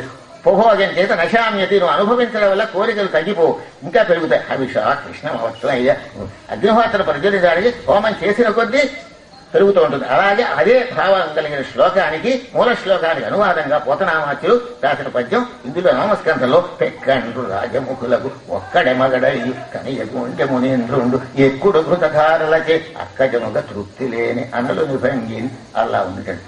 చాలా కాలం ఇలా నడిచిపోయింది, ఎన్నో సుఖాలు. ఇక అమ్మాయిలు కులాసాగా ఉన్నారనుకున్నాడు. మాంధాత భార్య హాయిగా శాంతిగా అమ్మాయి. అందరి కోరికలు ఒకరాగే చెప్పారు. వాళ్ళందరి కోరికలు నెరవేరుతున్నాయి. నట్టేట్లు తొయ్యలేదు. తన నవయౌవన సంపన్నుడు ఇంతట్లో సౌభరి వారికి దర్శనమిచ్చారు. నేనే మీ ఎల్లుండి అన్నాడు. అప్పుడు చాలా సంతోషించాడు. వార్ధకంలో రూపంలో ఉన్నప్పుడు బాధపడ్డాడు కానీ నవమన్మథాకారంగా అల్లుడు కనపడేటప్పటికీ ఆ దంపతులు ఎంతో ఆనందం చెందిపోయారు. ఆ ఆనందంలో వాళ్ళ ఇంటికి వెళ్ళిపోయారు. పాపం చాలా బాగుంది అమ్మాయిల కాపురం, ఇంకా మనకేం లోట్లేదు అనుకున్నారు. హాయిగా వాళ్ళ కాలక్షేపంలో వాళ్ళు ఉన్నారు. ఇది ఇలా ఉండగా ఈయన గారు చాలా కాలం ఈ భోగాలన్నీ అనుభవించిన తర్వాత ఒకనాడు ఏకాంతంగా కూర్చుని ఆలోచించాడు. అసలు నేను చేసిన పని ఏమిటి విచారణ చేశాడు. ఇంతకాలం తపోవృత్తిలో ఉన్నానా, అక్కడ యమునా నదిలో ఆ మడుగులో ఉన్నదేమిటయ్యా అంటే చేపల సంసారాన్ని చూచానా. చూచిన తరువాత ఏం జరిగింది, ఈ మనస్సులో నాకు ఈ భావం కలిగింది. అంతవరకు నాకు కలగలేదు కదా. ఏమనుకున్నాడంట, సంగం కారణం జాయతో విషయాన్ పుంస సంగస్తేషూపజాయతే. అంటే సంసారమునందు సంగం నాకు కలిగింది. దానికి కారణం ఆ దర్శన చిత్త వైకల్యం. ఏదైనా సరే మంచిని చూస్తే, ఇటువంటి భగవత్ స్వరూపాన్ని చూస్తే భక్తి కలుగుతుంది. అశ్లీలమైనటువంటి దృశ్యాన్ని చూస్తే మనస్సు అపవిత్రం అవుతుంది. దర్శన చిత్త వైకల్యం. మన చేత ఏది చూడబడుతూ ఉన్నదో ఆ వస్తువు కనుక పవిత్రవంతో ఉంటే మన మనస్సు కూడా పవిత్రంగా ఉంటుంది. అది అశ్లీలాత్మకం ఉంటే మన మనస్సు కూడా అశ్లీలానికి లోనవుతుంది. ఇది గనక ఆయన నిర్ణయించుకున్నాడు. ఆయన చేత నేను ఇలా వెళ్ళాను, అసలు నాకు వివాహం అన్న అపేక్ష లేదు కదా. అటువంటి వాడు నా శక్తిని అంతటి తపశక్తిని ఖర్చు పెట్టుకుని ఈ విధంగా వాళ్లకు కనిపించాను. ఈ భోగాలన్నీ వీళ్ళతో అనుభవించాను. కపట స్త్రీ పరిరంభములు కైవల్య సంసిద్ధ. కైవల్యం మోక్షం రావడానికి ప్రతిబంధకం అయిపోయింది ఇదంతా కూడా. ఏం చేతంటే తపస్సు అంతా ఖర్చు, తపోధనం ఖర్చు. డబ్బు బాగా భోగాలు ఖర్చు పెట్టేసి ఇంకే 3 రూపాయలు మిగలకపోతే అరే డబ్బంతా అయిపోయింది అని ఎలా అయితే మానవుడు అనుకుంటాడో, నా తపోధనం అంతా ఖర్చు అయిపోయింది. ఎప్పుడైతే తపోధనం ఖర్చు అయితే ఈ వైభవాలన్నీ పోతాయి. అది ఒక గారడీలా తయారవుతుంది. ఎప్పుడైతే మొత్తం ఈ తపోమహం అంతా పూర్తిగా ఖర్చు అయింది అనుకోండి, ఇంకా వాడికి అసలు అనుభవించడానికి ఏముండదు. అందుచేత అలాగే సుకృతంగాను దుష్కృతంగాను అనుభవించేసిన తరువాత అంటే ఆ దుర్వినియోగం చేసుకున్నాను తపస్సు. నేను ఈ తపస్సును ఇంద్రియ భోగాలకు ఖర్చు పెట్టుకున్నాను. ఎంత తప్పు పని చేశాను. కపట స్త్రీ పరిణ మునియట, తత్వవేదియట, మోక్షం కోసం ప్రయత్నం చేశాట, ఏ బదులను భార్యలట, ఏమిటి తిని చూసేవాళ్ళంత అపహాస్యం చేసే పరిస్థితిలో ఉన్నాను. వైరాగ్యంలో ఉండకుండా, తపోవృత్తిలో ఉండకుండా ఈ మేడలు కట్టించాడు, రాజకన్యకలు వరించాడు, ఇలా తీసుకొచ్చాడు, తన తపస్సుకు దుర్వినియోగం చేస్తూ ఇంత నగుబాట్లో నేను పడిపోయాను అని ఆ సౌకర్య మహర్షి చాలా పశ్చాత్తప్తుడైనాడు. తర్వాత చాలా బాధపడ్డాడు. పాపం బాధపడితే ప్రయోజనం ఉంది. కించి న్యూనంగా ఉన్నప్పుడు ఏం చేశాడు, భార్యలకు కూడా వైరాగ్యం బోధించాడు. ఇక్కడ మనకు కావాల్సిన విషయం అంటే చిట్ట చివరిలో అయినా మేల్కొని మనకి ఓహో ఈ తపశ్శక్తి ఉన్నది కూడా ఖర్చు అయిపోతే ఏ భోగాలకు అవకాశం ఉండదు కనుక వైరాగ్యాన్ని బోధించాలని వాళ్ళకి వైరాగ్యాన్ని బోధించి వాళ్ళని కూడా భక్తి జ్ఞాన వైరాగ్యాల్లో ప్రవేశపెట్టి తాను కూడా అందులో ఉండి తండ్రిచ్చా తాను తరించాడు, వాళ్ళు కూడా తరించారు. అంటే అగ్నిహోత్రం చల్లారిపోతే ఆ అగ్నిహోత్రంతో పాటే జ్వాలలు వెళ్ళిపోయినట్టుగా వాళ్ళు కూడా ఆయన్ని అనుసరించి తరించారనేటువంటి మాట ఆ తపశ్శక్తిని చిట్ట చివరలో మోక్షం కోసం ఉపయోగించుకున్నాడే సౌబర మహర్షి యొక్క కథ నవమస్కంధంలో మనకు ఉన్నటువంటి విషయం. అంటే దీన్ని బట్టి మనం నేర్చుకోవాల్సింది ఏమిటి అంటే సుఖభోగాల కోసం ఆరాటపడితే ఒక్క సుఖం అనుభవించడానికి ప్రయత్నం చేస్తే ఇంకొకటి కావాలి, ఇంకొకటి కావాలి, ఇంకొకటి కావాలన్నలో శాంతి ఉండదు, చాలా బాధగా ఉంటుంది. ఆ సుఖం దొరక్కపోతే బాధ, దొరికితే ఆ భోగము చేకూరని మనసు పొంగును. ఎలాగంటే సాగదు దాగతోడు మైత్రితో నెరవేరకున్న. ఎలాగంటే సాంసారిక జీవితంలో ఉన్నాడు అనుకోండి, వాడికి సుఖభోగాలు అనుభవించకపోతే నడవదు. ఆ భోగము చేకూరని మనసు, వాడు అనుకున్న భోగాలు వచ్చాయి అనుకోండి, నేను ఇంక భోగాలు సంపాదించాడని మనసు పొంగిపోతుంది. చేకూరకున్న ఖిన్నుడైతా సుశీంసు ఇట్టి పరతంత్రుడు మోక్షము చెంత నేర్చునే ఆగమ ధర్మమూనగ గృహవ్రతియే అధికారి వానికి సాగదు దారతోడ సుఖ సంగతి వసింపకున్న. ఇంకేదంటే సాంసారిక జీవితం ఏదో విధమైన సుఖం లేకపోతే, ఓ భార్య లేకపోతే వాడి సౌఖ్యం కలగదు. కానీ అయితే వాడు అనుకున్న భోగం లభిస్తే మాత్రం మనసు పొంగిపోయి భగవంతుడే మర్చిపోతాడు. ఆ భోగము చేకూరని మనసు పొంగును చేకూరకున్న. ఆ భోగం లభించలేదు, నాకు ఈ సుఖం రాలేదు బెంగట్టు ఉంటాడు. అందుకే ఆ భోగం తనకి వచ్చినా, తన సుఖభోగాలు కలిగినా భగవంతుడి దృష్టి ఉండదు. అవి రాకపోయినా ఉండదు. రాకపోతే వాటి గురించి బెంగ, వస్తే దానిలో మనం సుప్పొంగిపోయి భగవంతుని మర్చిపోవడం. ఈ పరిస్థితిలో మానవ జీవితం ఉంటుంది అని దేవీ భాగవతంలో తిరుపతి వెంకట కవులు తెలియజేశారు. చాలా చక్కనైనటువంటి ఆ భోగము చేకూరని మనసు పొంగును చేకూరకున్న ఖిన్నుడైతా కృషించు ఇట్టి పరతంత్రుడు మోక్షము. ఇలా సుఖానికి పారతంత్రం చెందినవాడు ఎన్నడూ తరించలే గనక ఆ కోరికలనేమీ లేకుండా చేసుకోవాలి. అయితే ఇందువలన నేను రేపటి నుంచి కోరికతో ఉండనండి, రేపటి నుంచి కోపంగా ఉన్నాను, ఈవేళ మాత్రం కోపంగా ఉన్నాను, రేపటి నుంచి నేను అసలు కోపంగా ఉన్నాను, అలాగే నేను కోరికతో ఉన్నాను అంటాడు. కానీ మొన్నాడే ఇవన్నీ తయారవుతాయి. వాడు నియమం పెట్టుకుంటే ఆ నియమభంగా ఏదో వస్తుంది, కోపం వస్తుంది, తర్వాత కామం కలుగుతుంది. ఎందువల్ల కలుగుతుందో కృష్ణ పరమాత్మ చెప్పారు. అసకేన ప్రయుక్తేన పాపం చరతి పురుష. కృష్ణ వాసుదేవ, ఎందువల్ల మనుష్యుడు పాపం చేస్తున్నాడో చెప్పవలసిందే అన్నాడు. అప్పుడు పరమాత్మ ఏం చెప్పారంటే కామయేష క్రోధయేష రజోగుణ సముద్రం. రజోగుణం అని ఒక దుంప ఉన్నది. ఆ దుంప నుంచి 2 మొలకలు బయలుదేరాయి. ఆ దుంప ఏమిటంటే ఒకటి కామం, రెండవది క్రోధం. ఈ 2 కారణాలుగా జీవుడు భ్రష్టుడైపోతున్నాడు. కామయేష క్రోధయేష రజోగుణ సముద్రం. రజోగుణం దుంపని పెళ్లగించాలి, కానీ పై మొలకల్ని ఖండిస్తే ఆ దుంప నుంచి మళ్లీ మొలకలు బయలుదేరడానికి అవకాశం ఉంది. అంతే కదా. మరి రజోగుణం అనే దుంప లోపల ఉన్నది. ఇప్పుడు మట్టికి పై మొక్కలు ఖండించేశాడు, ఖండిస్తే మళ్లీ మొలకెత్తుతాయి. ఆ కామక్రోధాలు మళ్లీ బాధపడేది. అంటే ఆ రజోగుణం దుంపనే మనస్సులోంచి తీసేయాలి. అది చేయలేదు సౌకర్య మహర్షి. సుఖాన్ని అనుభవించాడు. ఎప్పుడు తీసేశాడు? చాలా చెట్ట చివరి దశ వచ్చిన తర్వాత ఆ రజోగుణమే దుంపని పెళ్లగిస్తే అప్పుడు ఈ కోరిక లేకుండా అయిపోయి. కామయేష క్రోధయేష రజోగుణ సముద్భవ. భగవద్గీతలో సులభమైనటువంటి ఉపాయం, అంత తేలికైన గ్రంథము లేదు, అంత పరతత్వాన్ని తెలియజేసే మరొకటి లేదు. అదే కాకుండా అంత క్లిష్టమైనది లేదు, అంత గభీరార్థం కలిగింది లేదు. భగవద్గీత ఎవరెవరికి ఏ పద్ధతిలో కావాలంటే ఆ విధంగా తరింపచేసేటువంటి పద్ధతిగా పరమాత్మ కృష్ణ పరమాత్మ చెప్పిన దానిలో కామయేష క్రోధయేష రజోగుణ సముద్భవ. ఈ కామక్రోధాలు అనేటువంటి ఇలా ఉంటే దుంపని పెళ్లగించాలి తప్ప, రజోగుణం దుంప లేకుండా చేసుకోవాలి తప్ప. అంతే తప్ప పై మొలకల్ని ఖండిస్తే మాత్రం మళ్లీ మురుస్తాయి, కామక్రోధాలు కలుగుతాయి. దానివల్ల ఇతరమైన దోషాలు కలుగుతాయి, పాపం చేయడానికి అవకాశం ఉంటుంది. ఆశాపాశతైర్బద్ధ కామక్రోధ పరాయణ ఇహంతే కామభోగార్థం అన్యాయేన అర్థ సంచయ.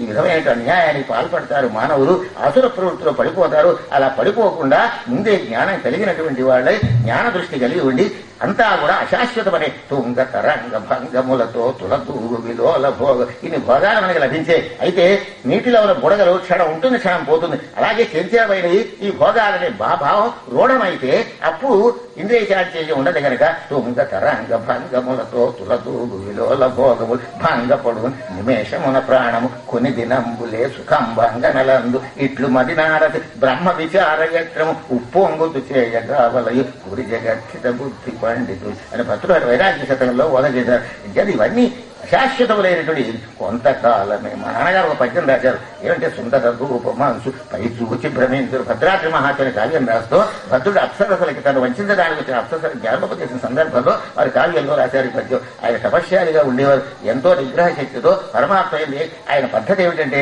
తేళ్లు పావులు పాకుతోన్నా వాటిని సంపద అనేవారు. మేము భద్రాచలంలో ఉండేవాడు, మా బాల్యం అంతా అక్కడ నడిచి నాకు 13 అయితే వారు అస్తమించారు. అలాంటి పరిస్థితులు పావులు తేళ్లు పాకుతున్న కర్రలు పట్టుకుని వస్తే ఎందుకండి వాటిని చంపుతారు, మనలో హింసా ప్రవృత్తి ఉంటే అవన్నీ బాధపడితే అవన్నీ చీమల పాటు వెళ్ళిపోయి మమ్మల్ని వస్తారు, తేలు కుట్టలేదు, పాము కరవలేదు మమ్మల్ని. వాడిని అనుభవంగా అంత తపస్యాలుగా మా తండ్రి గారు ఉండేవారు. ఆయన పేరు సూర్యనారాయణ శాస్త్రి గారు. తర్క వేదాంతాల్లో అప్రతిమానమైన ప్రజ్ఞ. తెలుగులో భద్రాద్రి కావ్యం రాశారు. ఆ కావ్యంలో వారి దృష్టి ఏమిటో తెలుస్తున్నది. ఎలా అంటే సుందర రూప మనసు పై చూచి భ్రమించురు. పైకి అందం అని అనుకుంటారు, కొంతకాలమే అందము నిలుచు. అది మాత్రం కొంతకాలమే ఉంటుంది.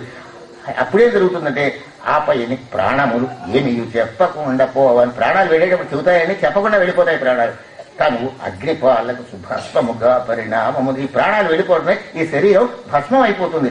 ఇంకెందుకు దీని నమ్ముకుని ఎట్టి మహాత్ములాచరింది. ఈ పాపాలు చేయడం ఎందుకు? అఘస్థానంలోనే జాగ్రత్త అఘశబ్దాన్ని అక్కడ ప్రయోగించారు మా తండ్రి గారు. అంటే అది సంచితంలోకి వెళ్లకుండానే వేదాంత తత్వం వశీకృత ప్రస్థానంతరే భాష్య ప్రపంచ వారి గురు శంకర భాష్యం, రామానుజ భాష్యం, మాధవ భాష్యం, యోగ భాష్యం కరతలామలకంగా ఉండేది. వారికి అనన్యమైన తత్వ పాండిత్యం వేదాంత శాస్త్రంలో సమన్వయం చేసుకుని ఆ భద్రాద్రి ప్రాంతాల్లో 37 ప్రాంతాల్లో ఎంతో ప్రచారం చేసినటువంటి వ్యక్తి మా తండ్రి గారు. వారు ఉండి ఉన్నట్టయితే నాకు ఇంకా విజ్ఞానం కలిగి ఉండేది. వారు లేకపోవడం నా దురదృష్టం. నాకు 13వ సంవత్సరంలోనే మా పెంతండ్రి గారిని పురుషోత్తం గారికి అప్పగించి జీవితం సాధించారు. ఇక్కడ పెరిగాను గనక మహాభక్తగా పురుషోత్తం గారు మా గురువుగా ఉన్న కారణం చేత అక్కడ ఉన్నటువంటి గురువులు కూడా వేదులు రామశాస్త్రి గారు, వారి కారణంగా ఈ 4 మాటలు మీ దగ్గర చెప్పగలుగుతున్నా. ఇదంతా తండ్రి గారి కటాక్షం, పెంతండ్రి గారి అనుగ్రహం, ఆ గురువుల యొక్క దయా విశేషం. ఈ కారణంగా 4 మాటలు చెప్పగలిగాను తప్ప ఎంత స్వతంత్ర పరిజ్ఞగా నేను భావించుకోవడం. ఆయా సందర్భాలు అలా మాట్లాడిస్తూ ఉన్నాయి. కనుక ఏమిటి అంటే కొంతకాలమే అందము నిలుచు ఆపైని ప్రాణములేమి చెప్పకుండా పోవన్ తను అగ్నిపాలకు సుభస్మముగా పరిణామముందు ఇంకెందుకు దీని నమ్ముకొని ఇట్టి మహాగములు ఆచరించుట. అంచేత ఈ విధమైన వైరాగ్య భావన మొట్టమొదటి నుంచి రావాలి బాల్యంలోనే. అంటే బాల్యంలో చెప్పేటప్పుడు పాఠాలు నేర్చుకునేటప్పుడు కానీ అది ఏది నిత్యము కాదు అనేటువంటి భావాలు కలిగినటువంటి సంస్కారం ప్రవేశపెట్టబడాలి. అది ప్రవేశపెడితే వాడు భ్రష్టుడు కాదు. నైతికంగా గాని ధార్మికంగా గాని వాడి జీవితంలో లోటు లేకుండా పవిత్రమైన అంతఃకరణతో వాడు జీవించడానికి అవకాశం ఉంటుంది కనుక అధ్యాత్మ విద్యానం విద్యల్లో అధ్యాత్మ విద్య శ్రేష్టమైంది కనుక లౌకికంగా బిఏలు ఎంఏలు మరొకటి ఇంకోటి చదువుకోవాలి. చదువుకోతే జీవయాత్ర నడవు. ఎన్ని చదువుకుంటున్నా ఈ అధ్యాత్మ సౌగంధ్యం కూడా మానవుడికి అంటినప్పుడు వాడు పాపాల జోలికి వెళ్లకుండా పరతత్వ జ్ఞానం దూఢమై సగుణంగా నిర్గుణంగా భగవతత్వాన్ని అర్థం చేసుకుని ధరించడానికి అవకాశం ఉంటుంది కనుక చిన్నప్పటి నుంచి ఉద్బోధన చేయడం అనేది ఒక్క మానవి చేస్తున్నాను. అతను మొదట చేయవలసింది ఏమిటంటే తల్లిదండ్రులు చేయవలసిన పని. మా తండ్రి గారు చేయించేవారు. తల్లిదండ్రులు నిద్రపోతున్నాను వీడు ముందుగా లేక తల్లిదండ్రుల పాదాలకి నమస్కారం చేయాలి. దేవుడి పటానికి కాదు ముందు నమస్కారం చేయడం. ప్రత్యక్షంగా జన్మ ఇచ్చినటువంటి తల్లిదండ్రులకి ముందు నమస్కారం. ప్రత్యక్ష దైవతపులు వాడు. వాళ్ళకి ఈ శరీరాన్ని రావడానికి కారణం ఈ విజ్ఞానానికి కారణాన్ని కనుక వారి పాదాలకి ముందు నమస్కారం. అప్పుడు దేవుడి పటం చూడవాలి. అంటే ఆ అలవాటు ఎప్పుడైతే ఉందో మాతృదేవో భవ పితృదేవో భవ ఆచార్యదేవో భవ అన్నటువంటి పద్ధతిగా సరి అయినటువంటి పద్ధతిగా జీవిత క్రమం నడుస్తుంది. ఏ విధమైనటువంటి అపవిత్రత ఉండదు. పవిత్రమైనటువంటి జన్మగా ఆ మానవుడు పాపం చేయకుండా అధంతో ప్రసక్తి లేకుండా సంచితాన్ని జ్ఞానాగ్ని చేత దగ్ధం చేసుకునేటువంటి అత్యద్భుతమైనటువంటి సన్నివేశాలు అతనికి కలుగుతాయి. ఆ ప్రకారంగా మానవుడు తలుస్తాడు. సరే, ఈ మాంధాత యొక్క జీవితం ఎలా జరిగిందో తర్వాత కూడా కొన్ని విషయాలు చూద్దాం. ఇక్కడే జరిగిందంటే ఇలా సౌబరి మహర్షి అందరినీ చూపించాడు. చివరికి విరక్తుడై ఆయన ధరించాడు. మాంధాత చాలా కాలం రాజ్యం చేశాడు. పాపం చాలా రావణాసురుని కూడా జయించాడు. రావణాదులని నిర్జించి భగవతులను నమస్కందంలోనే కొంచెం రావణాసుడు చంపలేదు కానీ చంపడానికి మహానుభావుడు పుట్టాలి కదా, జయించాడు రావణాసుడుగా మాంధాత ఉన్నంతసేపు. కానీ రావణాసుడు యొక్క మేనల్లుడు ఒకడు ఉన్నాడు, వాడు పేరు లవణాసుడు. ఉత్తర రామాయణంలో ఉంది చరిత్ర. వాడేం చేశాడు అంటే, మాంధాత యుద్ధానికి వచ్చి దిగ్విజయాత్రికి వచ్చినప్పుడు ఆ లవణాసుడు ఈశ్వరుని గురించి తపస్సు చేసి శూలం సంపాదించాడు. ఆ శూలం కనుక ప్రయోగిస్తే ఎవడైనా చావవలసిందే, ఇక మళ్ళీ బ్రతకడానికి ఏ విధమైన అవకాశము లేదు. కనుక వాడు ఏం చేశాడు అంటే, ఆ ఈశ్వరదత్తమైన శూలాన్ని మాంధాత మీద ప్రయోగిస్తే మాంధాతప్పుడు భస్మం బయ్యనో అతడు బూడిపోయాడు. ఇంత మాంధాత మహారాజు కూడా లవణాసుల చేత ప్రయోగించబడినటువంటి ఈశ్వరదత్తమైన శూలాగ్ని ప్రభావంగా దగ్ధమైపోయాడు. మహారాజు దగ్ధమైపోతే ఈ ఎప్పుడు లవణాసుడు సంహరించబడ్డా అంటే రావణాసుడికి మేనల్లుడు వాడు, కుంభీనశయామ యొక్క కుమారుడు.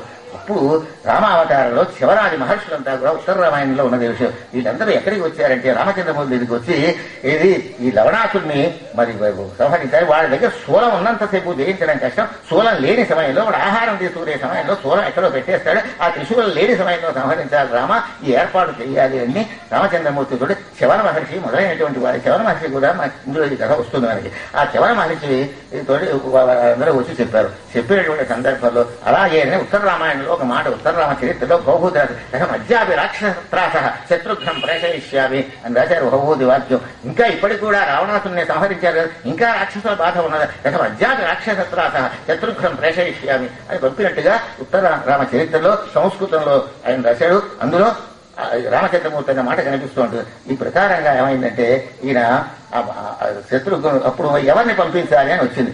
భరతుడు అన్నాడు కదా, ధాత్రీ నాయక నన్ను పంపు మహోజ్జగత్రు కుంభీన శ్రీపుత్రుణ్ణేవధించి వచ్చేది, నేను చంపేస్తాను, నన్ను పంపించవలసింది, నీ ఆజ్ఞ శిరసావహించి నేను ఆ లవణాసుని సంహరిస్తాను, ఆ కుంభీన శ్రీపుత్రుడిని. భరతుడు అంటే శత్రుఘ్నుడు కరాబ్జమున్ముగి భక్తితో నెట్టాడు. అప్పుడు శత్రుఘ్నుడు లేచి వినయపూర్వకంగా రామచంద్రమూర్తికి నమస్కారం చేసి ఇలా అంటున్నట్టు, వాళ్ళ సోదర ప్రేమ చూడండి, ఇంకా శత్రుఘ్నుడు కరాబ్జమున్ముడికి భక్తితో నెట్లేనని ఇనవంశాధిప.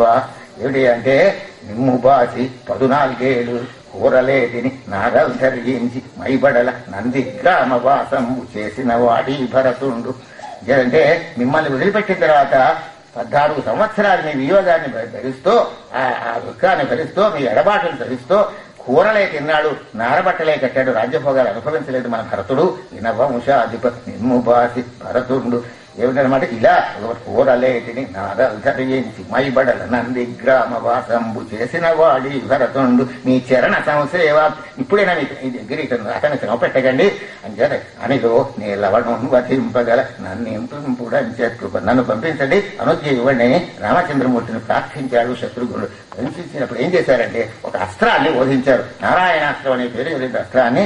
వాడు అంటే త్రిశూలం వాడి చేతిలో లేనప్పుడు మాత్రమే నువ్వు వాడి మీద యుద్ధానికి వెళ్ళి వాడు ఆహారం తీసుకుంటాడు. 150 దున్నపోతులు ఒకసారి తినేస్తాడు వాడు. వాడి ఏదో పెద్ద ఆహారంగా ఉంది, మామూలు తిండి కాదు వాడి.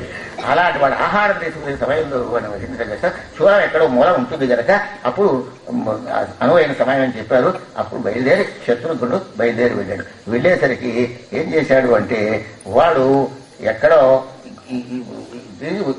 ద్వారంలో ప్రవేశిస్తున్నాడు. వెంటనే శత్రుఘ్నుడు అడ్డుకున్నాడు. లోపలికి వీడు వెళ్లి శూలం తెచ్చుకోకుండా శత్రుఘ్నాక్ష యథార్థమై వహించను. ఒరే కుంభీనసీ పుత్ర దుష్ట చరిత్ర, ఓ కుంభీనసీ పుత్ర లవణాసుర రాసుకో, నేనెవరినో తెలుసునా, రావణు పుత్రమిత్ర నికరములతో అని చంపినట్టి రామావని నాథు తమ్ముడ కృతాంతుడని గెటిపోయేది. ఆ రావణాసుని పుత్రమిత్రులతో చంపినటువంటి రామచంద్రమూర్తి సోదరునిరా, నీ వారికి మృత్యువునా అన్నాడు. ఓహో, నా మేనమామని చంపినటువంటి వాడికి నువ్వు తమ్ముడువా?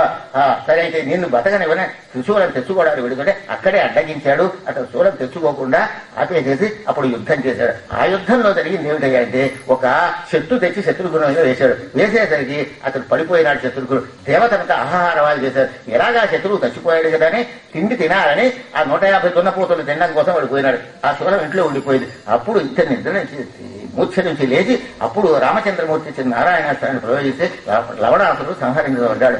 ఆనాటి వాడు లవణాసుడు అనమాట. మాంధాత కాలంలో వాడు ఎంతమంది రాజులో పూర్తి తెలిపోయిన తర్వాత రామచంద్రమూర్తి యొక్క తమ్ముడైనటువంటి శత్రుఘ్నుడి చేతిలో వాడు మరణించినట్టుగా రామాయణంలో మనకి ఏర్పడుతూ ఉన్నది. దుష్ట సంహారం అప్పటికి పూర్తయిందన్నమాట. కనుక ఏమిటంటే, రావణు పుత్రమిత్ర నికర శత్రుఘ్నుడు చెప్పడం కూడా ఏమన్నాడు తన ప్రయోజకత్వం రావణు పుత్రమిత్ర నికరంబులతో అనిద్రుంచినట్టి రామావని నాదు తమ్ముడ నేను పరాక్రమంతోనే చెప్పాను రామావని నాదు తమ్ముడ కృతాంతుడ నీ పాలిటి యమునిరా అని మృత్యువురా అని వారిని దేవుని సంహరించగలిగా శత్రుఘ్నుడు అక్కడ మధురా నగరాన్ని రామచంద్రమూర్తి రాజధానిగా చేసి పరిపాలించడం అంటే ఆ మధుర అనేటటువంటి పట్టణాన్ని రాజధానిగా చేసి శత్రుఘ్నుడు పరిపాలించినట్టుగా ఉత్తర రామాయణం సామాన్యంగా చెప్పించుకోరు కారణం ఏంటంటే ఏదో కొంప మునిగిపోతున్నాడు ఏమీ భయలేదు ఎన్నో మంచి కథలు ఉన్నాయండి ఉత్తర రామాయణం ఎలాగా పట్టాభిషేక పర్యంతం అందరూ వింటారుగా ఉత్తర రామాయణం అనేసరి అవ్వ దానివల్ల ఏమీ ప్రమాదం రాదే మనకి ప్రమాదం రాకుండా ఉండడం కోసమే రచయితలు రాశారు వాల్మీకుల వారే ఉత్తర రామాయణం రచన చేశారు కదా చదువుకోమని రాశారు వదిలేయమని రాశారు